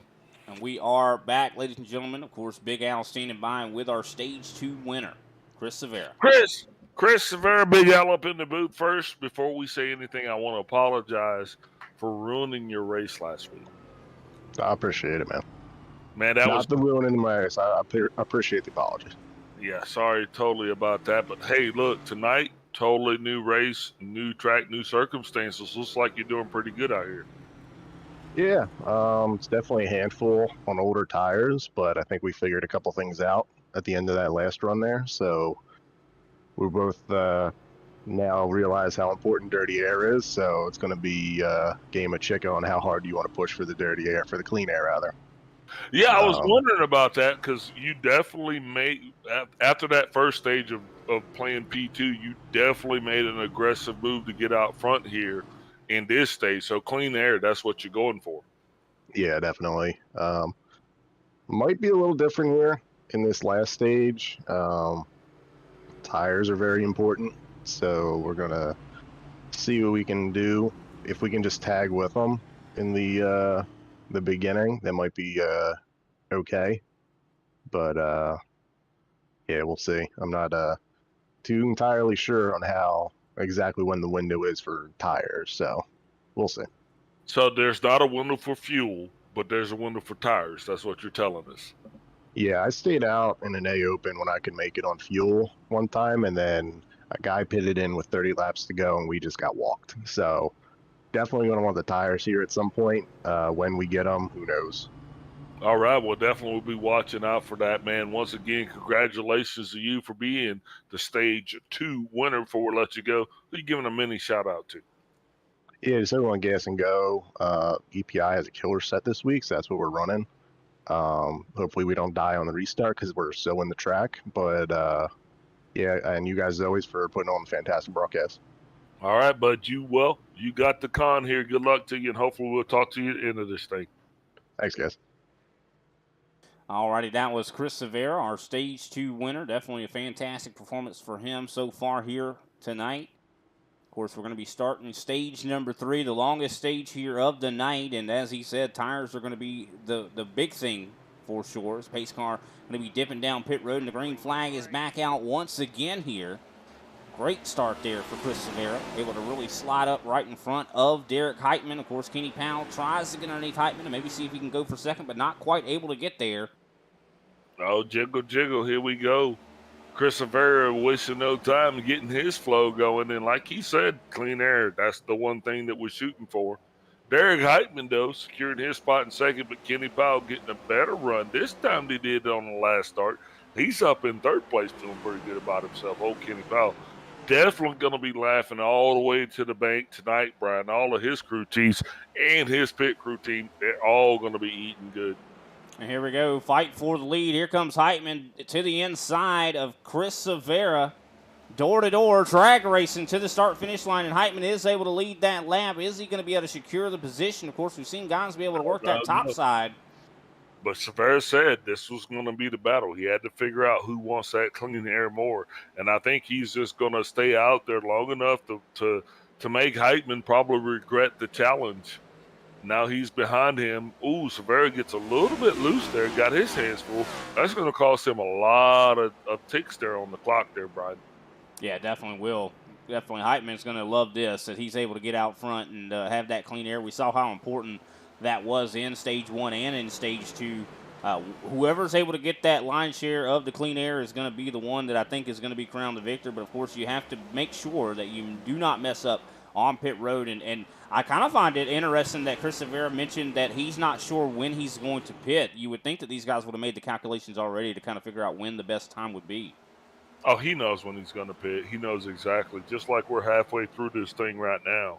And he is sitting right now a little bit back behind Heitman, wondering what he's doing back there. Now here comes Powell to the inside. Now I think we know exactly what Severa's doing. Yeah, I think he might be saving his resources here, possibly. You think? I don't know. We'll have to wait and see because it seems like running on that top line. Oh, a little contact there. Kenny Powell almost gets up into the 62 there. Greg Wachinski's going to be in the picture. Talk about slapping his hand. Of course, those three are teammates right now, so I'm wondering how they're going to handle that, if there's going to be any beef out on the racetrack. That looked like, when you stuck your hand over there in the dessert and your mama slapped your hand. That's exactly what that looked like. Definitely did. 128 laps, 129 laps now into the race. This thing's definitely flying by. We appreciate everybody out there tuning in. Make sure you give us a like and subscribe on YouTube. Definitely, also, if you're interested in joining the ISCA, some of the cleanest racing on the service is right here on Saturday and Thursday nights. So reach out to Kenny Powell. Maybe look up ISCA, iRacing Stock Car Association on the iRacing League directory. Pretty easy to find. You could definitely put in an application, and Kenny Powell usually responds to those quite quickly. But definitely, we'd love to have you, love to call your name out there for sure. And you would be able to be a part of some of the best racing on the service. I mean, these guys all are so talented. We got drivers that range from 6,000, 5,000 iRating all the way down to 2,000. So, I mean, you can come out here and you can get better and learn from the best of the best. Well, yeah, you can, but expect to be best at first. So don't come out here. This is not for the faint of heart. This is only for racers. So I'm gonna be honest with you. I'm an iRacer, but I wouldn't come out here. So don't come out here. I wouldn't come out. If I was to race out here right now, I would be at the back. That's for sure. Yeah. Just letting everybody know that we call races, Brian, all over the place for all different leagues, but the ISCA is a very different league. We have not had any cautions aside from the stage cautions. Think about that. Yeah, for sure. And the same thing was on Thursday. I know a lot of people are going to have the excuse that, oh, you only got 10 cars out there. Well, on Thursday we had 20 cars, and they still didn't have a caution. So, I mean, just really shows you that. What's that? Some problems here. Yeah, I don't know what's going on here, but it looks like we got action going on pit road. The 76 and the 27, both coming down. That is unscheduled. That's going to be Derek Heitman and Derek Jacobs both coming out on pit road. Take a look back and see what just happened. Because, yeah, that is definitely going to be an unscheduled stop. Heitman is gone. Heitman has left the building. See what exactly just happened here. It might have been contact maybe with Derek Heitman. Or with Derek Jacobs. We're gonna see if we can't find out. See, Heitman's coming up here to Jacobs right now. I think we went a little bit too far back. Oh, there's the contact with the outside. Well, there it is. Oh, Heitman has left the building. Jacobs gets into the outside wall right in front of Jacobs. Let's see if we can pull him up. You sure you want to do that, Big Al? We've heard him before when he's upset. Derek Heitman, this Big Al up in the booth. You got me? Hey. But what just happened right there? Derek Jacobs said he was going to say hi for me. And then he smoked the wall and came down in the middle of the track right in front of me. Just unfortunate right there. I know that's not what you were looking forward to. Definitely not a way to end the race, especially being in the lead. Unfortunate set of circumstances, man, but I mean, come on, talk to us. It is what it is, honestly. I was going to two-stop that stage and surprise everybody, and so that's why I was running so hard. I was just going to gap them as far as I could and hit, gap them again, hit again, but unfortunately you guys didn't get to see me pull that off because it's just someone wanted to run out of talent right in front of the leader. Man, we're so sorry. Unfortunate set of circumstances for you. But hey, look, just like if this was the end of the race, before I let you go, who are you going to shout out tonight? I mean, I feel like I was, after I got the lead there, I was going to 100% win that race. So, I mean, shout out to obviously EPI and you guys for pulling me up in the booth in a dejected form, but thanks for always being great broadcasters, and Kenny Powell for putting on the league and having me tonight. Hey, bud, thank you for everything that you do, man, and good luck to you next week at Bristol. Thanks. That was Derek Heitman, winner of stage number 1, and unfortunately he was the leader, but has gotten involved with a lap car. Derek Jacobs, unfortunately. I'm sure Derek Jacobs feels terrible about that, and just man. That's one of those things that, when you have the leader coming up on you like that, it's terrifying in a lot of ways. I know I even feel some anxiety sometimes whenever I'm out there in the officials and the leader's coming up on me, and, it's kind of almost the adrenaline starts to kick in, and you make mistakes, and those mistakes can end someone else's race. I felt anxiety in the booth when I saw him coming up on him. Does that count?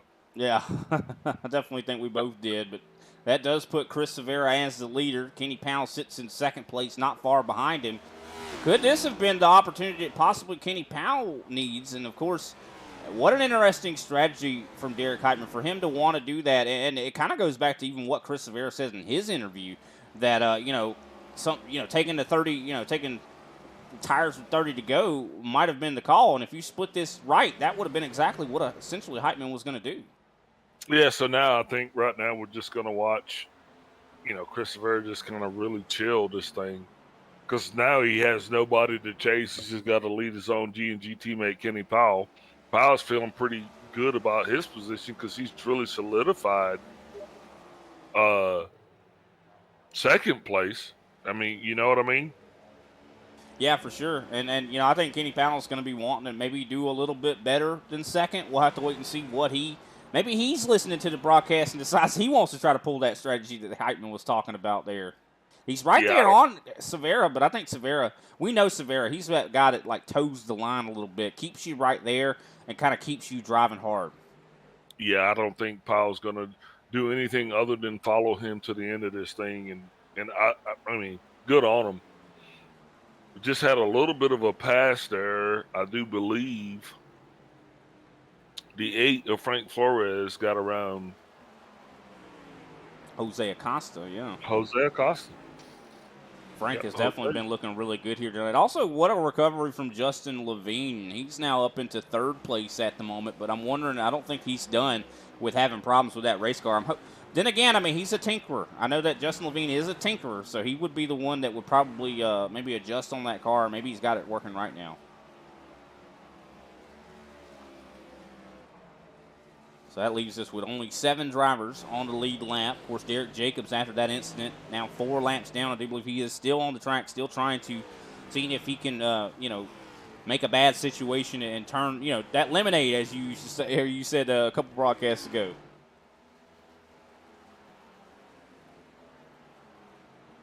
I think Flores, too, has a chance maybe to even get up to third, maybe even a podium here, because he was really pressuring Greg Wyszynski during that last stage, as we're now coming up to lap 150 here very soon. So 100 laps to go here in just a few moments.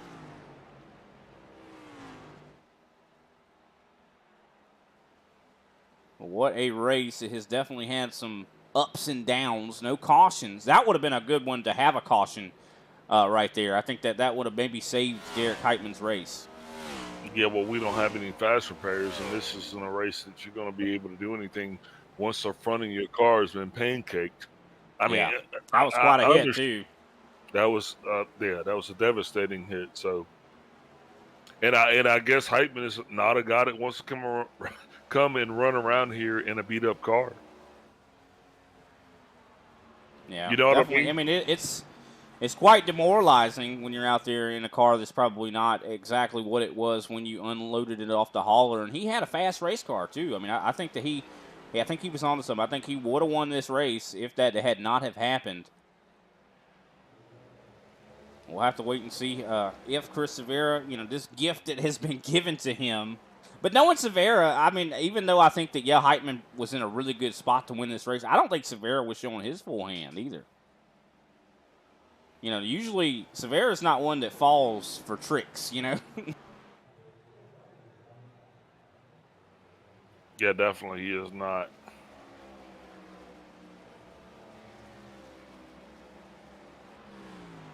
Frank Flores definitely starting to run down Wyszynski. Is he driving it too hard? Definitely have to wait and see. Of course, Gary Adamson, he sits in 7th. He's going to be trying to catch up to Jose Acosta. I know he's capable of it. Look at this. Look at this. I mean, Frank Flores closing in a lot on the entry. Frank has got himself a really good car here tonight. And I got to say, I mean, EPI, Elite Performance, they have outdone themselves this week. They have a really fast race car. I think they've definitely probably got the best set out of everybody this week. It definitely appears to be.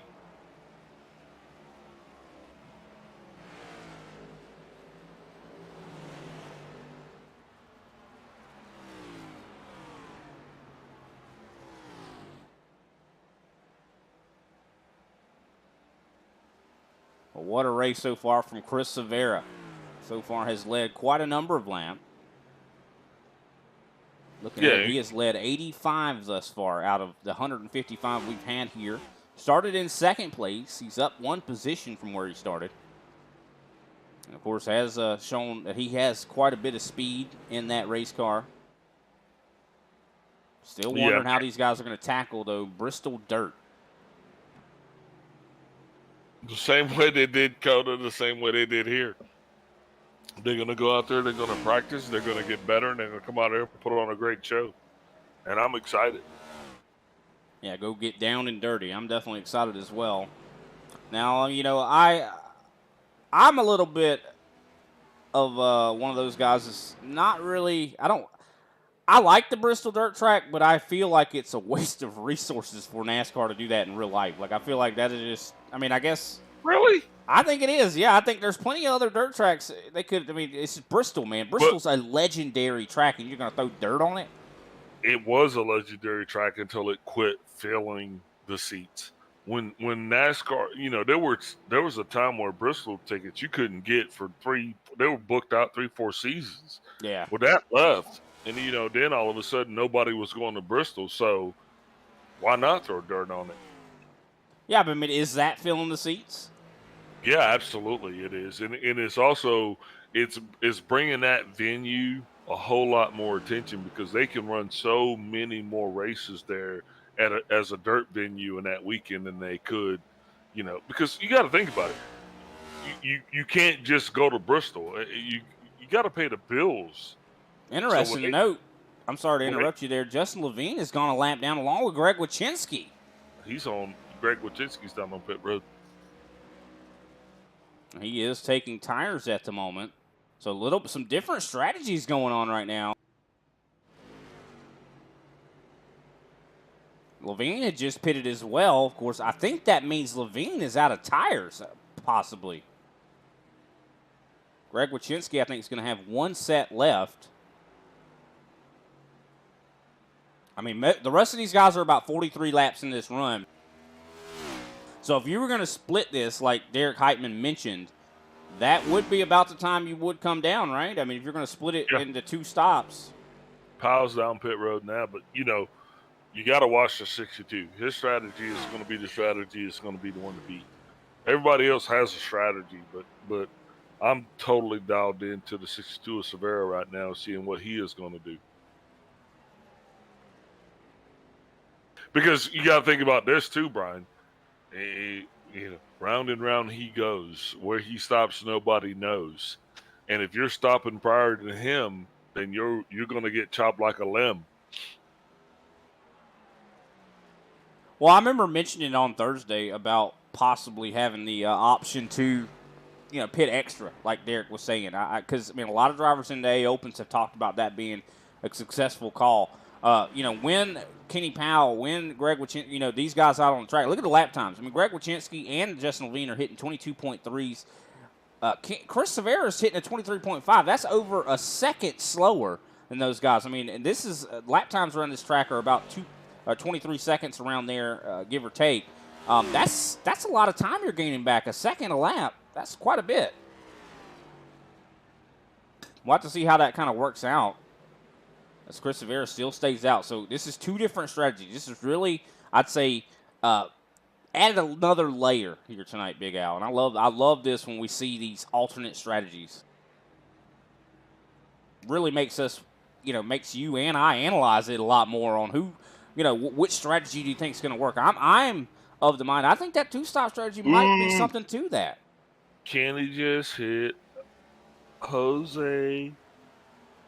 Can he just hit Acosta? Can he just hit Acosta? See if we can't find this. See Jose Acosta kind of coming up.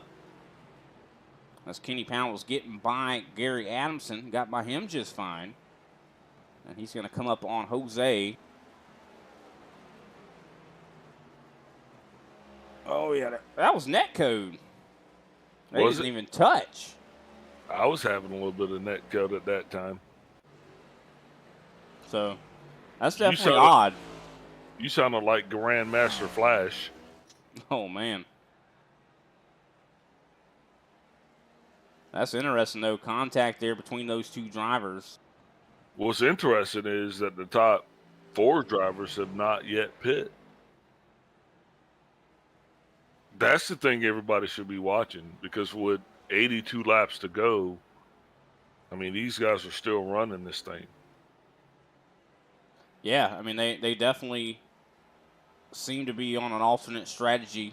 I have to see how far Chris Severa goes. I mean, he even said that it's possible to go pretty much this whole run without taking tires. I think he knows that it is going to be the strategy that he has got to pit some point.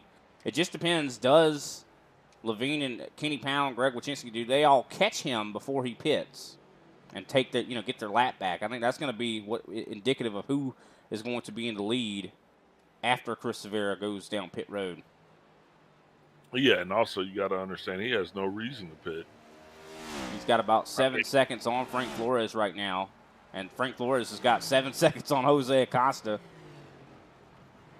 So let me ask you a question, and I'm in no disrespect to anybody in this world. Okay? Agree? Mm-hmm. Pinky promise?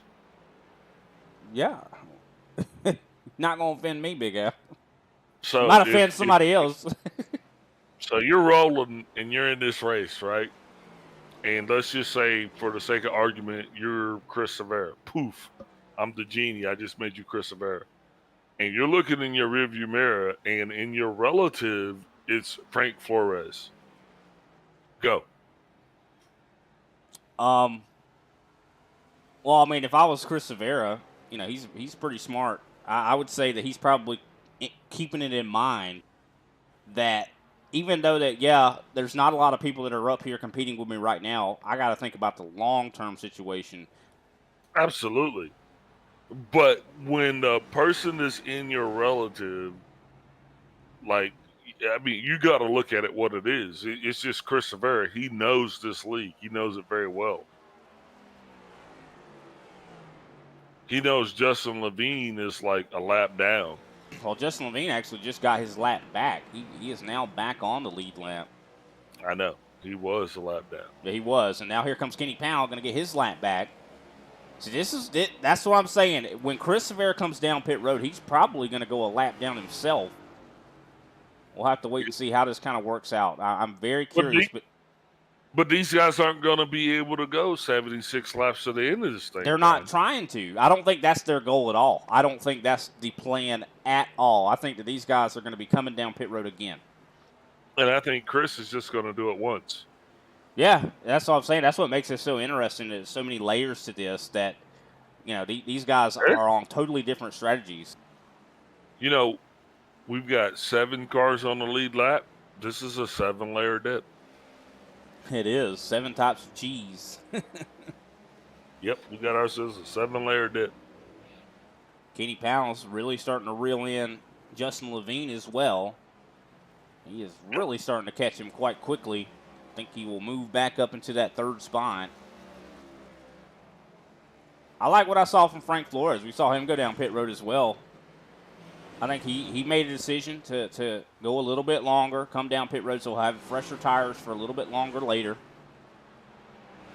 A little bit longer later. You're right. Brian, with 73 laps to go in this thing, I think it's possible that we should take a step away, show a little bit of love to our sponsors, let them get all, cozied up, and then we'll come back, rest our voices a little bit while the sponsors are talking, and we'll take this thing on into the sunset. What do you think? Sounds like a plan. We'll be right back, ladies and gentlemen, and we will be covering the rest of the action when we return.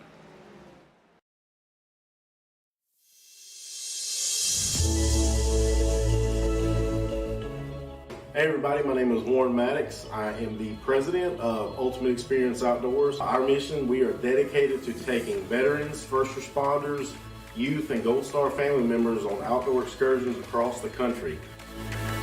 Support for our mission has many forms.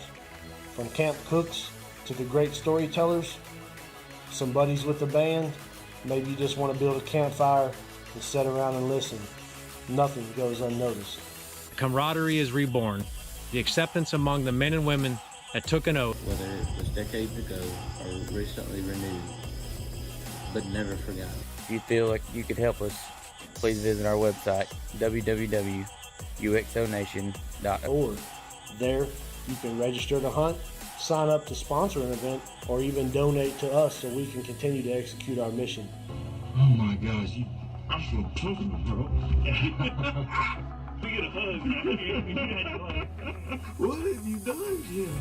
We need your help to hold the line once again.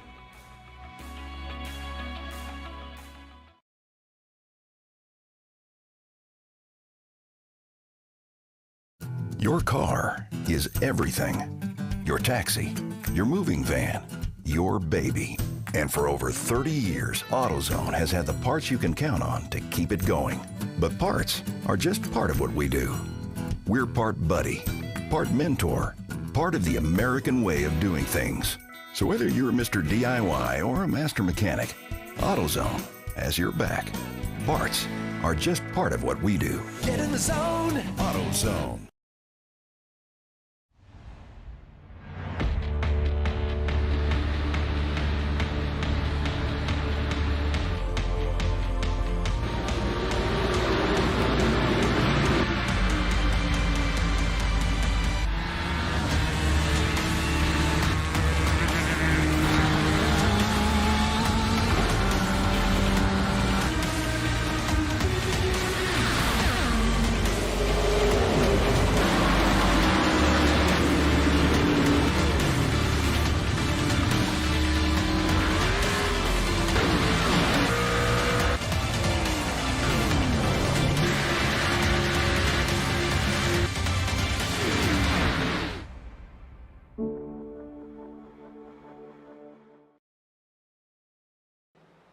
And we are back, ladies and gentlemen. Kenny Powell now is in the lead. We just, while we're under a commercial break, we saw Chris Severa actually go down pit road.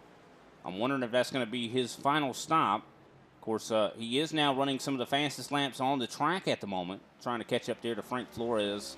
So this is going to be really telling how this kind of all plays out. With him having the freshest tires right now, he will be able to catch up there. And he's not a lap down. Yeah, you're right. I thought he was going to end up going a lap down. So maybe his strategy, I mean, he's so fast, Big Al, that his execution of strategy, he'll make a strategy work, even though it might not be the correct one for every driver. I think he's one that can make any strategy work. Ooh, nobody's going to be listening to this because we're right in the middle of this thing. But Chris Severa is so fast, he's going to be single forever. Oh, Lord. Ain't nobody can catch him, huh? As he does pass Frank Flores, moves his way up into the 4th spot. Of course, quite a bit of distance up there to Greg Wyszynski. 7 seconds separate those two drivers. But I think he's going to be able to cover that distance quite quickly. And looking at the amount of tires difference is, I do believe, about 24 lap difference on tires from Chris Severa to Greg Wyszynski. So Chris Severa, of course, only has 7 laps on that equipment. He's going to be turning some of his fastest laps at the moment as he catches up here to Derek Jacobs, and Jacobs moves down to get out of the way.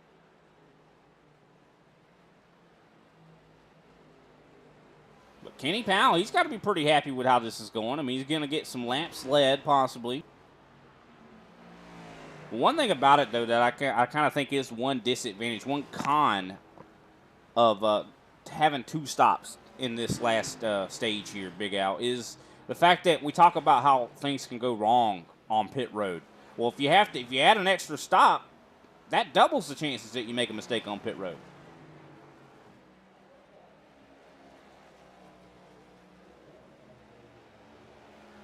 As we have now less than 60 laps remain. Yeah, pit road's not the place to go if you don't know what you're doing. If you don't know what you're doing, you want to stay away from there, period. That's the best advice I could give you. Yeah, that's for sure. And pit road can definitely be quite a tricky affair. It looks like Derek Jacobs down pit road now. And you could I think you can know what you're doing when it comes to pit road, but you still can make a mistake. I mean, being a human, you can practice this over and over and over again, but there's still always that time you'll make a mistake. Yeah, the good thing, though, in this league particularly, penalize you. They're not watching what's going on pit road. So as long as you can beat the iRacing Gomers, you're going to be good. But man, look at Jose Acosta battling Kenny Powell right there, trying to get his lap back. Yeah, he is really. I mean, he actually gave him a little bit of a nudge. Jose Acosta going to be back on the lead lap now. Chris Severa is really still catching up to Wachinski. Now about, I do believe, a little over 2 seconds separating those two drivers now.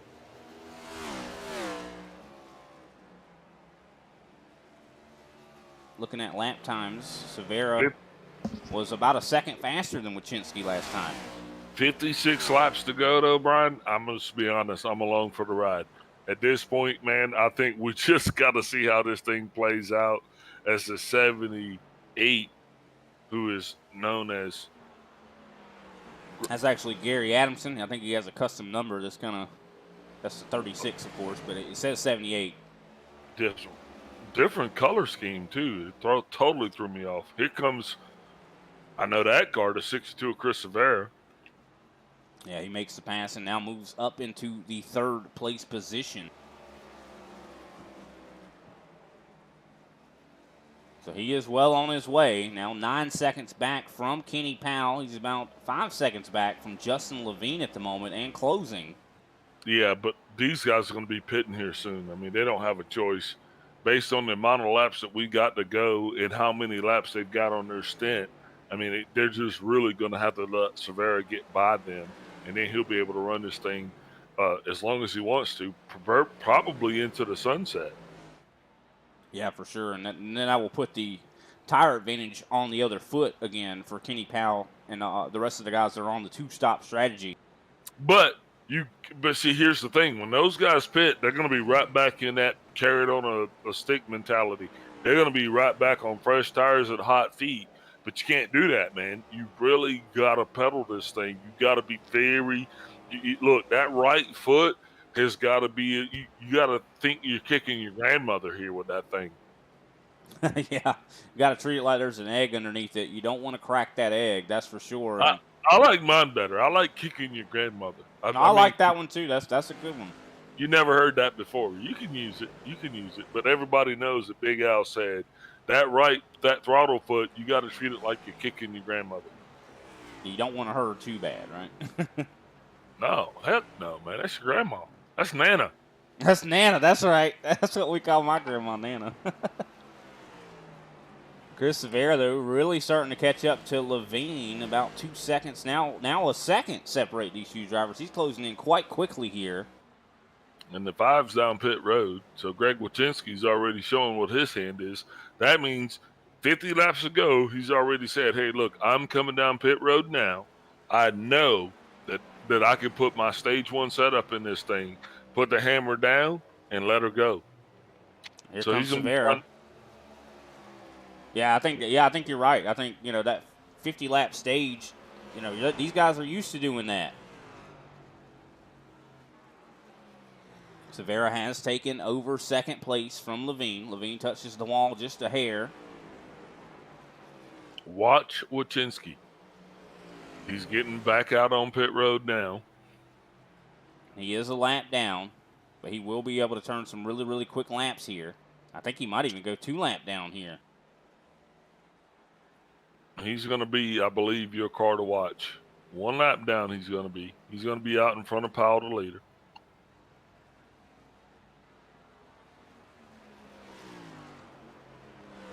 Yeah, I don't think he's going to go 2 laps down. Luckily, he's got the fresher tire. Now, when does Kenny Powell come down? I think it's going to be very soon. Wouldn't be surprised in the next 5 laps we see Kenny Powell come down pit road. Interesting track, this Richmond. I think it's not. This is almost like what we talked about with Coda last week, how slow is fast. I think that's how Richmond is as well. Yeah, absolutely. I mean, this is short track. And you got to save your tires. That's the whole thing. That's the whole key to this thing. It's not about fuel. Who cares? It's about keeping the rubbers on this thing, man. You got to, the longer you can make them last, the faster you're going to be able to go in the long term and the longer you're going to be able to last. It's about saving rubbers, people. Definitely is. Chris Severa now 1.5 seconds back, really starting to close in on Kenny Powell. I say Powell comes in very soon, just because, I mean, if Powell goes in now, I don't think he might not lose a lap. And that could be the difference maker. If he stays on the lead lap, he might be able to charge Chris Severa down. That's going to be a tall order, though, you know. As we are closing into the final portions of this race, we've already completed 207 laps so far. And here comes Chris Severa, going to be reclaiming the lead. He's only about 2/10 back in closing. But Powell will be pitting soon. Powell understands that he has no choice but to come down pit road because he doesn't have the stamina to be able to go the distance. His tires are worn out. You know, ain't no way in heck this guy's going to be able to make his tires last for 80-some laps. So he's going to come down pit road. Severa's already passed him. He has nothing to lose at this point. He's just trying to stay out probably for another 6 laps. And he's going to come in and he's going to try to burn it down. Yeah, drive it as hard as you can. Did I say 6 laps? Yeah. I think it may be 1 laps. lap, maybe less than that. I think he's coming down. Yeah, here he comes. Come on, Kenny. Let's see. Does he lose a lap? I think he might. But see, Severa, though, that's what they're looking at. Severa's got 28 laps on his equipment. They're really going to put the pinch on him, try to make him come down sooner than later, because right now he's knowing that, like, look, I got 28 laps on my tires right now. If I keep running this tank, I'm going to be almost at 70. That really puts me as a lame duck. Am I truly been able to save enough to be able to make that work? Powell's still down on pit road. Not sure what's going on there. Coming off right now, and looks like Greg Wachinski is going to be able to slide by him. But Yeah, he did lose a lot of time on pit road there. Yeah, he had an extended stay. Holy cow, I've had relationships that didn't last that long. Whoa, here comes Powell. He spins it on the cold tires in front of Derek Jacobs. Caution is out. Whoa, Powell just totally bakes the cake for the night. Hey, look, Chris Severa could have been mad at me for Coda last week, but Powell just totally, I'm good. And you know what's crazy about this also, Big Al? Chris Severa still has a set of tires left. The rest of these guys don't. They did that 2-stop strategy, so they don't have another set. Severa has no choice now but to come down pit road.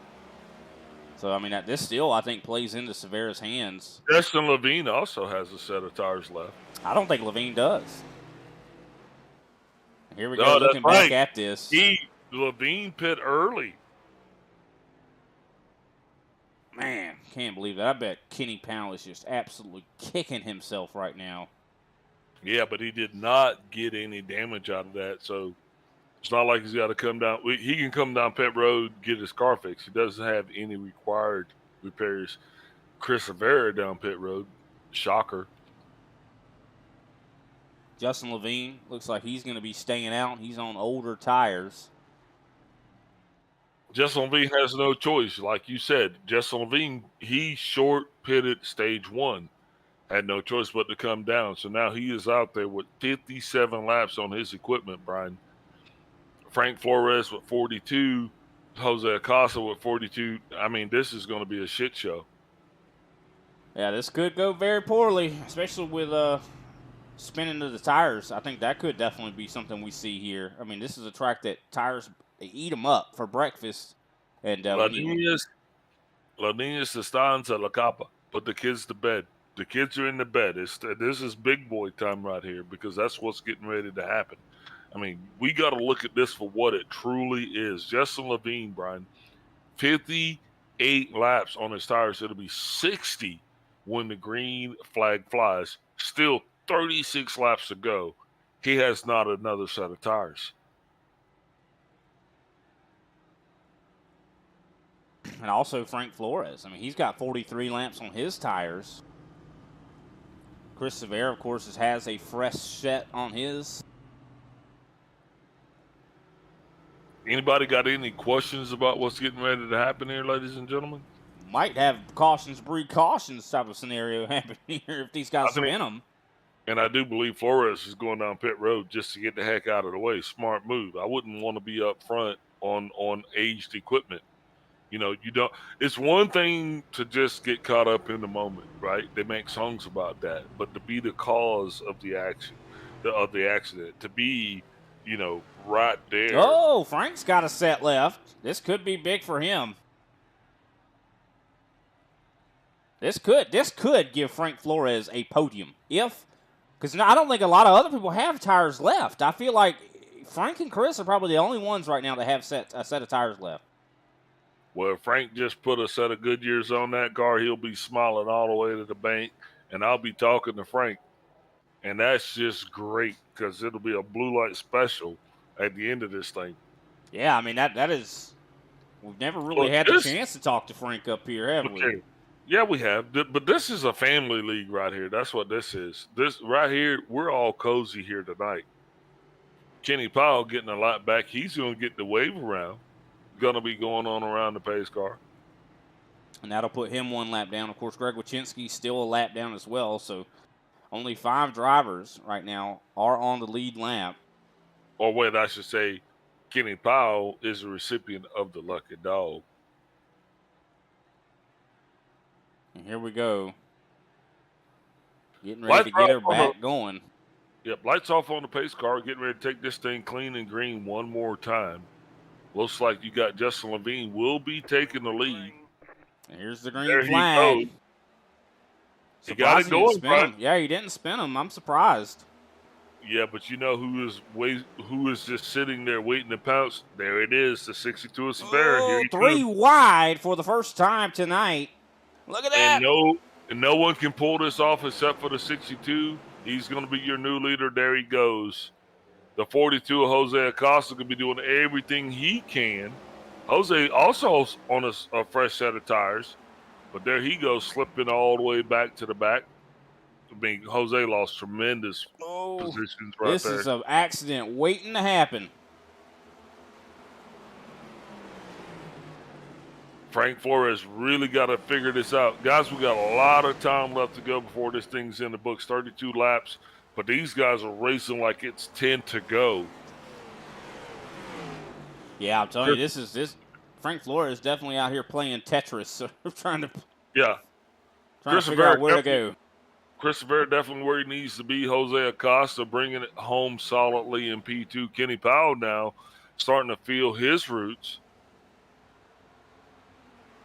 Yeah, he definitely is trying to get his lap back.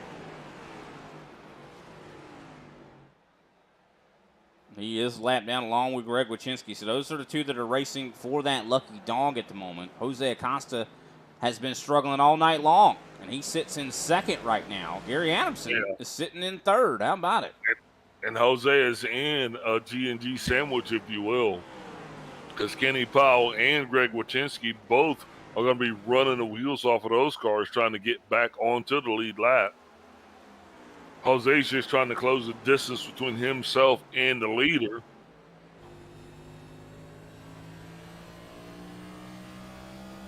Cleared to Wychinski now. The only car between him and Severa is, well, him.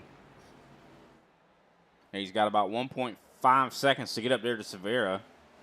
He's definitely got to be feeling like it's their season now, though, because everybody behind him is trying to get around him. And that's going to be the name of the game, I'm afraid, to the end of this thing. Here comes Frank Flores. He gets by Greg Wychinski there. He's going to go up and see if he can't attack Gary Adamson. Oh, contact with the wall there from Frank Flores. Hey, you know what? That wall, you know, Frank Flores to me is like Chuck Norris. When people were making Chuck Norris jokes, I'm just inserting Frank Flores. You know what I mean? Mm-hmm. Why did that wall just cry? Because Frank Flores, that's why. That's right. He doesn't, yeah. That wall don't reach out and touch him. He reaches out and touches it. Yeah. 25 laps to go here. Chris Severa, 1.2 seconds now. Jose's actually catching him. This is interesting to see. Jose has been struggling all night long. I think he's got the car kind of dialed in now. Maybe he's figured it out. No, not really. I think that's just Chris Rivera just kind of, he's Toying. just baiting hook. Baiting this hook. I think this is the Chris Rivera show. It's been the Chris Rivera show all night long. He's made the decisions. He's made the choices. And here he is. And right now, he's just got to just get this thing in the books to the end of it. And I don't see anybody that's going to be able to stop him from doing just that, Brian. Kenny Powell's got Jose. I mean, he's got a target on Jose's back. So the 24 is going to be doing everything he can because he's got to get his lap back. So he's got to mix it up. And look, he has nothing to lose. He's done hit the wall once, came out unscathed. I mean, he's a true desperado at this point. Yeah, he's got to do whatever he can. He is in the lucky dog position, so if we see a caution come out, he would get that lap back. But a lot of these guys are in just a desperate mode right now. No tires left. If a caution comes out, no one will be able to take a new set of shoes. Yeah, 22 laps to go. Chris Rivera doesn't want to see a caution. He just wants to keep doing what he's doing, and that is just driving that LT Camaro ZL1 into the sunset. Not looking back. He's not checking his relative. He's not even checking his tire pressures, Brian. He's just checking his bank account at this point. Yeah, that's right. He's looking at he's got the Wells Fargo app up right now and looking at that. See when the check clears when he crosses the start-finish line. And he is pulling away now from Jose. Here comes Frank Flores, though, getting by Gary Adamson. Going to put himself up into third where he started at. Gary Adamson, though, not going to be denied. He tries to run the top side to see if he can't defend, but not able to do so. Flores is on a mission here, man. He is bound and determined to talk to you tonight. That is his objective. And the only thing that's going to stand between him and you is the flag man. I think he might be trying to talk to you if he can catch up to Jose. Well, he's still got a ways to go to get to Jose. He's still got to get around the 24, Kenny Powell as well. Powell not showing any signs of weakening. He's going to be trying to do everything he can to save his tires as well as his chance of getting back on the lead lap. He's going to be hoping that somebody brings out a caution, not himself, so he can be the recipient of that lucky dog. Get back up there and be able to get in contention to be in the top 5 here tonight, Brian. Because, I don't think he wants to be denied. He's already finished on the podium in the first 2 stages. He don't want to finish this thing all the way back in 6th place. No. Kenny Powell, he wants to finish this thing in 3rd.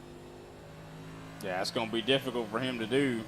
Levine, though, he might get Levine's position because Levine is getting ready to go a lap down himself.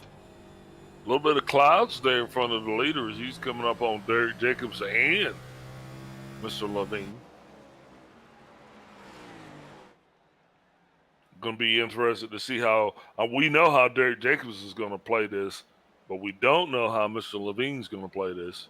I don't think he's going to have much of a choice because, he's on old tires. It's going to be difficult to hold off someone that is on fresh tires. Hey, you know what I'm going to say to you, and I don't want you to take this the wrong way, but I want you to think about this tonight before you go to sleep. Okay.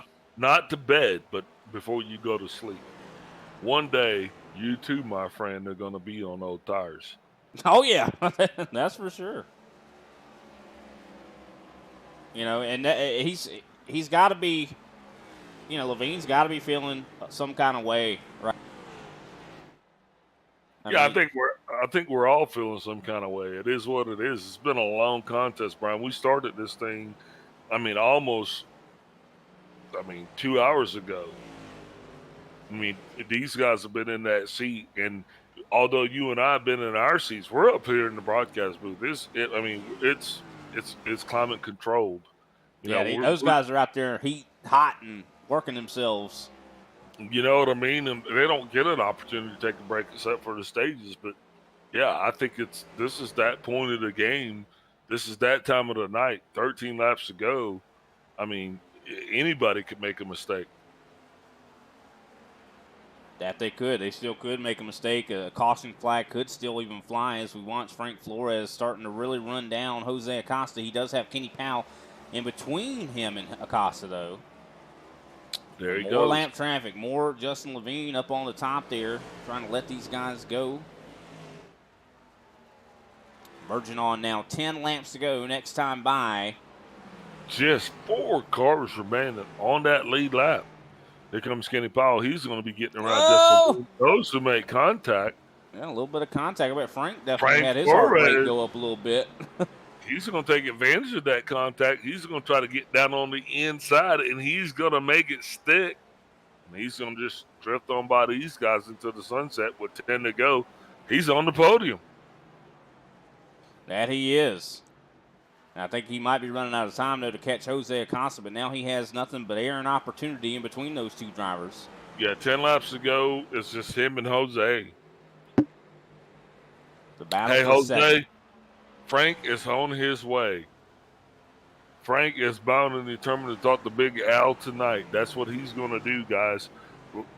Look, count it down. 9 laps to go. Chris Rivera out leading this thing, dominating, has led the majority of the laps. Derek Heitman had an unfortunate set of circumstances that sent him away, put his car in the hauler. Now, here we are just with 4 cars remaining on the lead lap. Those 4 cars being Chris Rivera, Jose Acosta, Frank Flores, and Gary Adamson. Barring a late race caution, ladies and gentlemen, this is the race for the win. Chris Rivera definitely has this thing essentially sealed up at the moment. I'm excited. Brian, I'm excited. Are you excited? I'm pumped up. I'm fired pumped up that, the recovery we saw from Jose and Frank Flores. I mean, both of these drivers, I think Frank's been fast tonight, but Jose has struggled all night long. He has been, I bet he's as shocked as anybody that he's in second place right now. Why do you say he struggled, though? I mean, I think he was getting passed by everybody. He was getting passed by everybody and his mama earlier. Yeah, but who cares? His mom was in an Uber, but they were all going to the same place. I think he knew what he was doing. 5 laps to go. The guy's in second place. Aren't you excited for that at least? No, I am. That's what I'm saying. I'm excited for him that his race turned around like it did. But here comes Frank Flores, and Flores is going to be the spoiler. He started this thing in third. He's pumped up. He's excited, and he is determined that he is going to best his position, so you better watch out for him because right now he is running around taking candy from babies. I mean, it's pre-Halloween, and Frank Flores has got on – I mean, he's got on the spook suit. He looks like that guy from, what is it, Scary Movie? Yeah, that's what he is. And he's just taking candy from everybody. And the only bag of candy left for him is the 42. That's Jose Acosta. He is chasing that little deer. It's making me think of Bambi all over again. That's what's happening right there. But Jose Acosta, he ain't going to let Frank go. I mean, Frank is, Jose is one that he does not let positions go easily. But what is Frank willing to do? As he closes in quite quickly up to the back bumper, he sails it in. Coming up on 2 laps to go. Run, Bambi, run. Yeah, that hunter is running after that deer. Yeah, that's the fire right there. Frank Flores, the fire, chasing Bambi down with 2 laps to go. Going to be 1 at the line. The only person that can save him now won't be the flag man. No, no, no. I don't know. I think he's running out of time. I don't think Frank's going to get him. This one is going to go to the books. And Flores having just a couple more turns to try to make a stand to see who's going to get that Bambi man. I think he is running out of time. Chris Rivera is going to cross the line as the victor. As Jose Acosta exits turn 4. And look at Frank. You can see the desperation trying to get there, but not able to do it. Jose Acosta finishes in second place with Frank Flores claiming third. Fourth place, Gary Adamson. Yeah, definitely on the podium. Gary Adamson finishes in 4th. 5th place, Kenny Powell, able to get up to 5th, even though being a lap down. 6th place, Greg Wachinski. 7th, Justin Levine. 8th, Derek Jacobs. 9th, Derek Heitman. And 10th, Austin Derbyshire. That rounds out our 10-car field. Of course, Paul Olson, I do not believe, made the start here tonight. But great job to all the competitors that did make it. We will go ahead and take a step away, and we'll be right back with our post-race show, where we will talk to our top 3. Woohoo!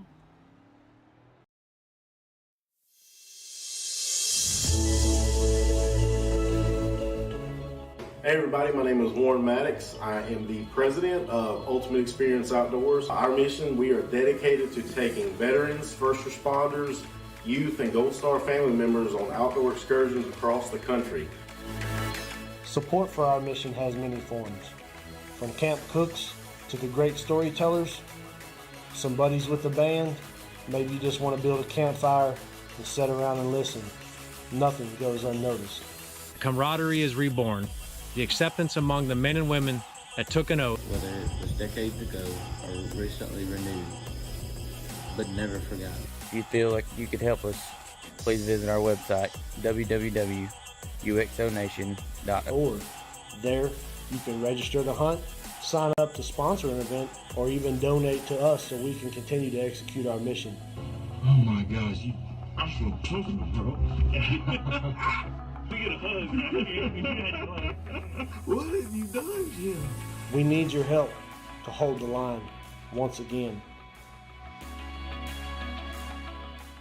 Your car is everything. Your taxi, your moving van, your baby. And for over 30 years, AutoZone has had the parts you can count on to keep it going. But parts are just part of what we do. We're part buddy, part mentor, part of the American way of doing things. So whether you're Mr. DIY or a master, your car is everything. Your taxi, your moving van, your baby. And for over 30 years, AutoZone has had the parts you can count on to keep it going. But parts are just part of what we do. We're part buddy, part mentor, part of the American way of doing things. So whether you're Mr. DIY or a master mechanic, AutoZone has your back. Parts are just part of what we do. Get in the zone. AutoZone.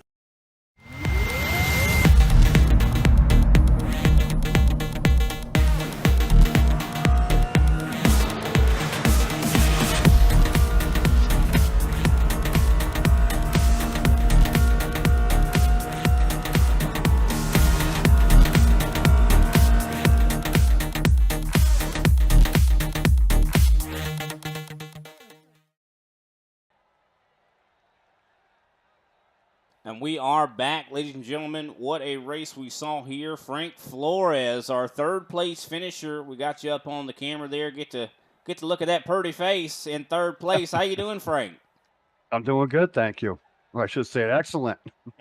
That's right. I mean, you had a fast car here tonight. I mean, you qualified in third. You finished third. What else did you need to get up there to Jose and take second? Probably about another 5 more laps. I mean, because I was catching up to him. I mean, the last 2 runs and everything else, I was just passing him. Then I was like a rocket ship. I was gone, and he was well behind me. So if I had like another five more laps, I think I would have had him. 100%. Now, what was the strategy if that caution had to came out? I know that a lot of guys were on the 2-stop strategy. Some were on the 1. What was your strategy there? Well, I was actually listening to Hypeman there. I mean, we're in the chat, and I'm like, what should I do for this pit? You know, he says, well, you know, I would pit at lap 170, and that should be good. You know, and she could almost guarantee to win. So we did that, and then we had that caution, 20, 30 laps into it afterwards, and last second, I'm like, I better pit. You know, so it actually worked out good, because if I stayed out, I think I would have been way back, you know. I wouldn't have been up front.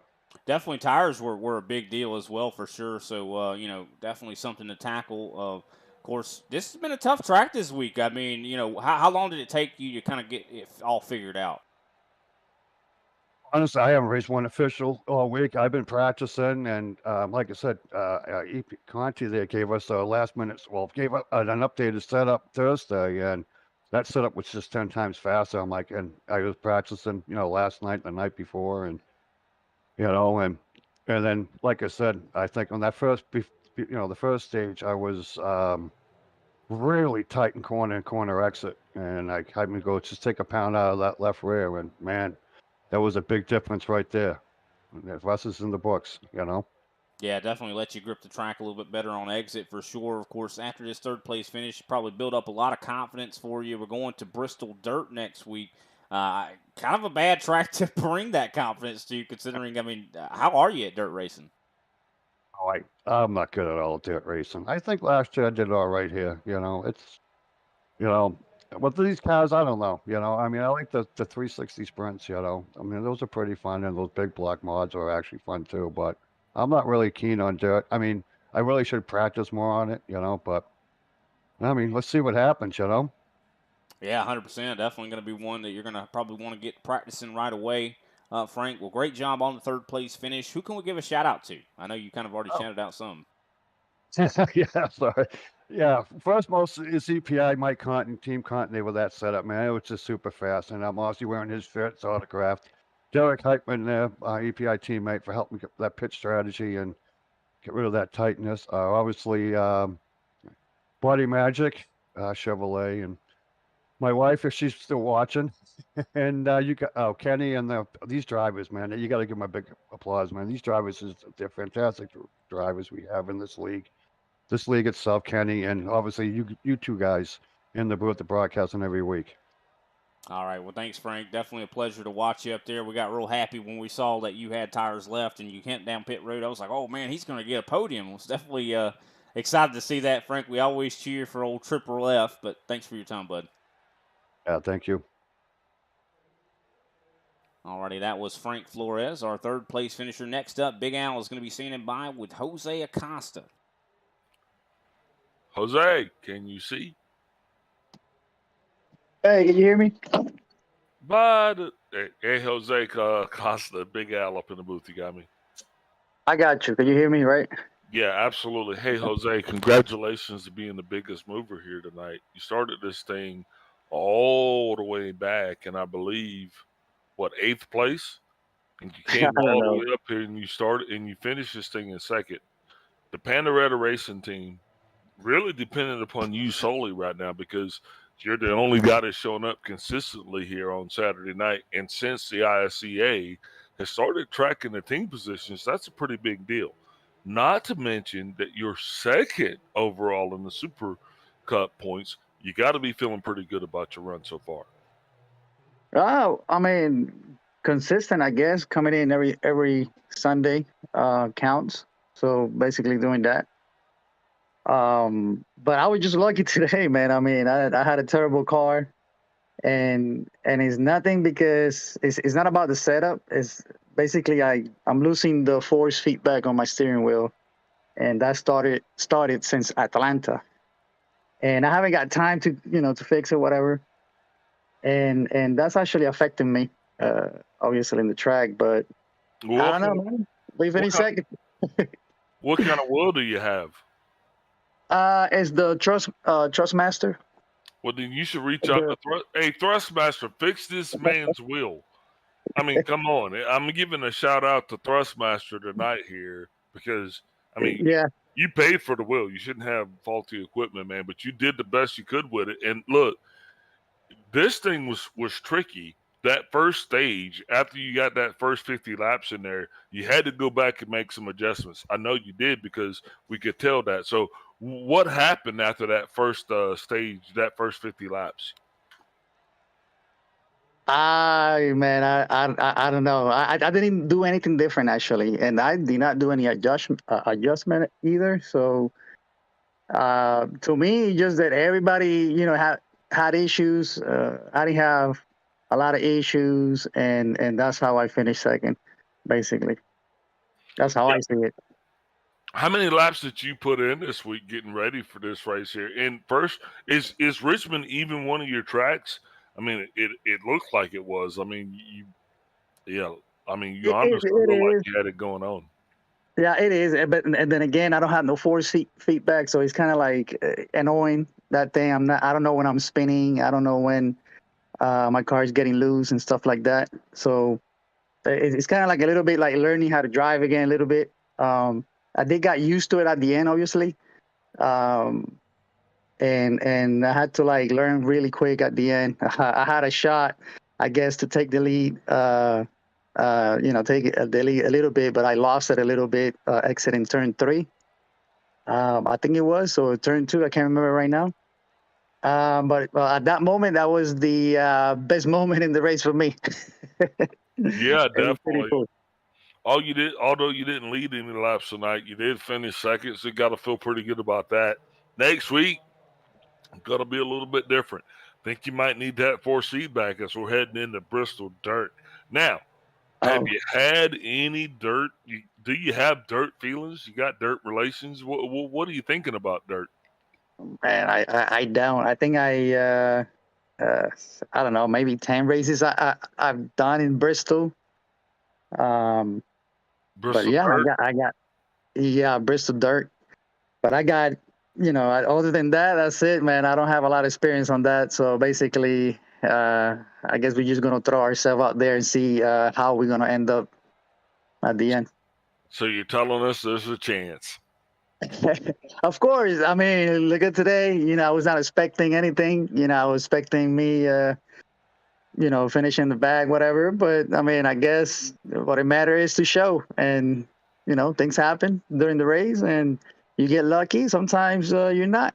Yeah, that's why we race these things, man. And it comes down to the last lap. It comes down to turns 2, 3, and 4 of the last lap. And those were the ones that you did the best at. So congratulations to you for bringing it home in P2.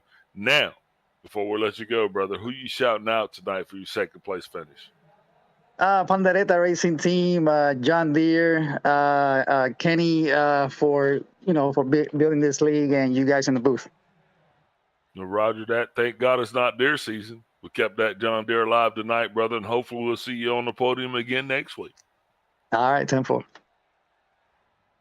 Alrighty, that was Jose Acosta, our second place finisher. Started in 8th, and definitely a great job to him, especially dealing with force feedback issues at a track like this. You desperately need force feedback, of course. Next up, though, we're going to be talking to our winner, and definitely a dominant run from him, Chris Severa. Man, I mean, what a race that was for you. I mean, what was going through your mind when that caution flag flew? Yeah, the last one there was luckily we had the extra set of tires, but I know some people are a little less fortunate to have them. But yeah, tires mean like everything here. It's just crazy, it's not too much fall off, but it's just not a very big track. So, I was talking to people at the end there who didn't think they were going to have a shot, and it was just like 20 some laps. You can have 10 lap difference on tires, and you can make up crazy amount of time. So it's just something a little different with this tire. You can't really baby it too much because then you'll give up too much time on the short run. But it was good overall. But that was exciting on that last restart there. I kind of overreacted a little bit when I heard the 3 wide call, and kind of almost drove it into the outside wall off 2.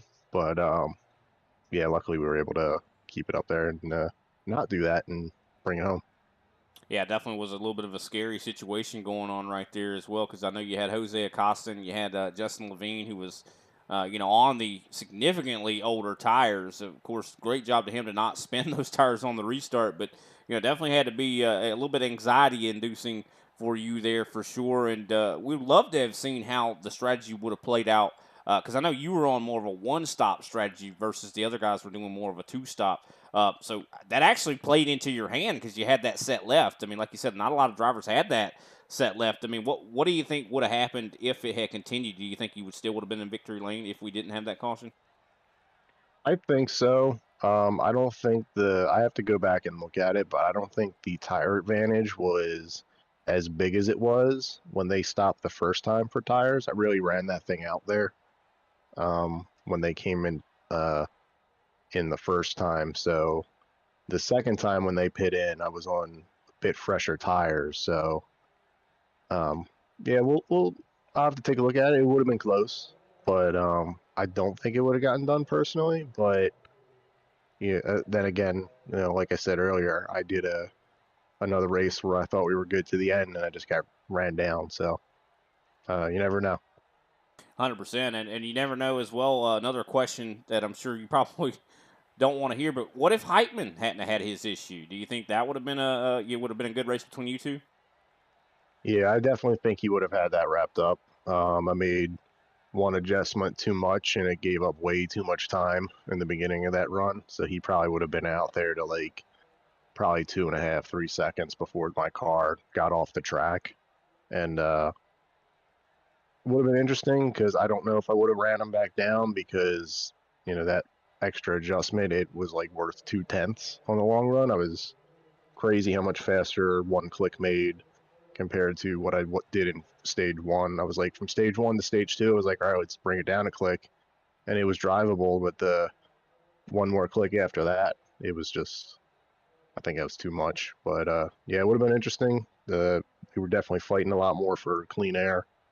Definitely made more of a difference than what I thought it was going to. But yeah, it's just unfortunate that, love the win, but, would have loved to race it out too. Yeah, 100%. We'd love to have seen that for sure, but still, this makes quite an accomplishment for you. I think we've had, now this is the 6th race of the season, and you have won now 5 of them. I mean, that's a pretty good ratio there. So you're definitely starting to pull away when it comes to the point standings. Does that build on your confidence going into Bristol Dirt next week? Yeah, it always helps. Looking forward to Bristol Dirt more than Coda, but yeah, we'll see.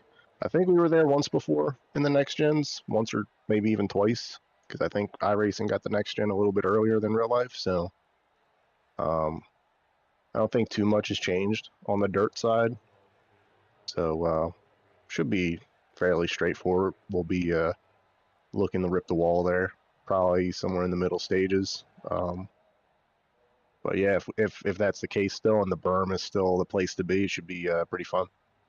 It definitely sounds like you have some experience with dirt racing. Do you feel confident? I know you're just talking about ripping the burn. A lot of people out there in the audience are like, "What is he talking about?" No, it's just a cushion that builds up. In iRacing, it's kind of broken just because no matter what dirt track you go to, there's always like a pile of dirt next to the outside wall. So when the track completely slicks up, you'll either see people go all the way back down to the bottom, or the fast guys that can put their right rear right up on that dirt, because that dirt doesn't go away. It just kind of stays there. It's kind of a little broken on the dirt side, but if that's the case, don't know if the tire model changes that they did to this car are going to transfer over to dirt, so we'll see when we get there. But hopefully we're ripping the wall again, because that'll be a lot of fun. Yeah, definitely looking forward to that for sure, and hopefully, I'm sure that you're going to be getting out there and probably practicing it to see whether what is it going to be like for sure. But we definitely appreciate your time and congratulations on the win and 151 laps led here tonight. You also turned a faster lap than you did in qualifying, 21.940. I think you hit a 22.1 or a 22 flat or something like that in qualifying. So great job to you. You're able to really get the speed out of the car like you needed. Great job. And who can we give a shout out to after this victory? Yeah, everyone, Gas and Go, 3F Racing, EPI was a killer set this week. It was very challenging because, like I said before a million times, the car had to be in the track, and those guys just absolutely nailed it this week. And Kenny for putting on the league, Gas and Go, if I didn't say it, you guys as always, and special sponsor, Chick-fil-A. Not really sponsored, but please sponsor me. See you guys next week. That's right. Send us spicy chicken sandwiches. All right, we'll see you later, Chris. Thanks for your time. Thanks, guys. Of course, that was Chris Severa, our winner here tonight for the AutoZone 250 at Richmond. And we have turned 500 laps here this week at Richmond. Man, it has definitely been a really good week for some short track racing. We're going to have a little bit of different showing next week, though, with some getting down and dirty, and I can't wait. Of course, I'm not going to be the one out on the racetrack, so I'm happy about that. I can't wait to watch it, though, Big Al. What do you think? Yeah, definitely going to be exciting, man, and always the ISCA never disappoints. If you're new to iRacing or you just tuned in coming back from wherever you've been, you'll definitely understand that this is definitely different racing. So if you know somebody's up to this caliber of racing, I definitely suggest you get them in contact with Kenny Powell, Brian, because it's been an awesome production. We just need a couple more participants to make this thing grand. Yeah, 100%. Definitely, these guys put on a great show, even with a little bit lower numbers, but still, anything can happen here in the ISCA, and these guys always have such clean and green races. No matter how many people are in the race. I mean, we've seen 30-car fields that have gone completely green. So definitely excited to see what the future holds here for the ISCA. And make sure you tune in next week on Thursday. We will be for the first race there at the Bristol Dirt Track, and going to be interesting to see how those guys handle that. That is going to be a new set of challenges, burns and the track wearing more than the tires. It's definitely going to be just nothing but interesting, and going to be a teaching moment for us up here in the booth too. Just considering I'm not the biggest dirt racer myself, and so I'm going to be definitely putting my notepad down and trying to write down some of the things that I learned from that race. But tune in with us 9:15 p.m. Eastern Standard Time. That's when the broadcast will begin. Of course, the race will officially start, green flag, at around a little after 9:30. Of course, we will be at Bristol Dirt again on Saturday with a whole new different cast of characters, the ones that you're seeing tonight, of course. And a lot of guys very excited for that. Some are not, but we'll definitely see them rise to the occasion just like they did at COTA. Thanks, everybody, for watching, and we'll see you next time.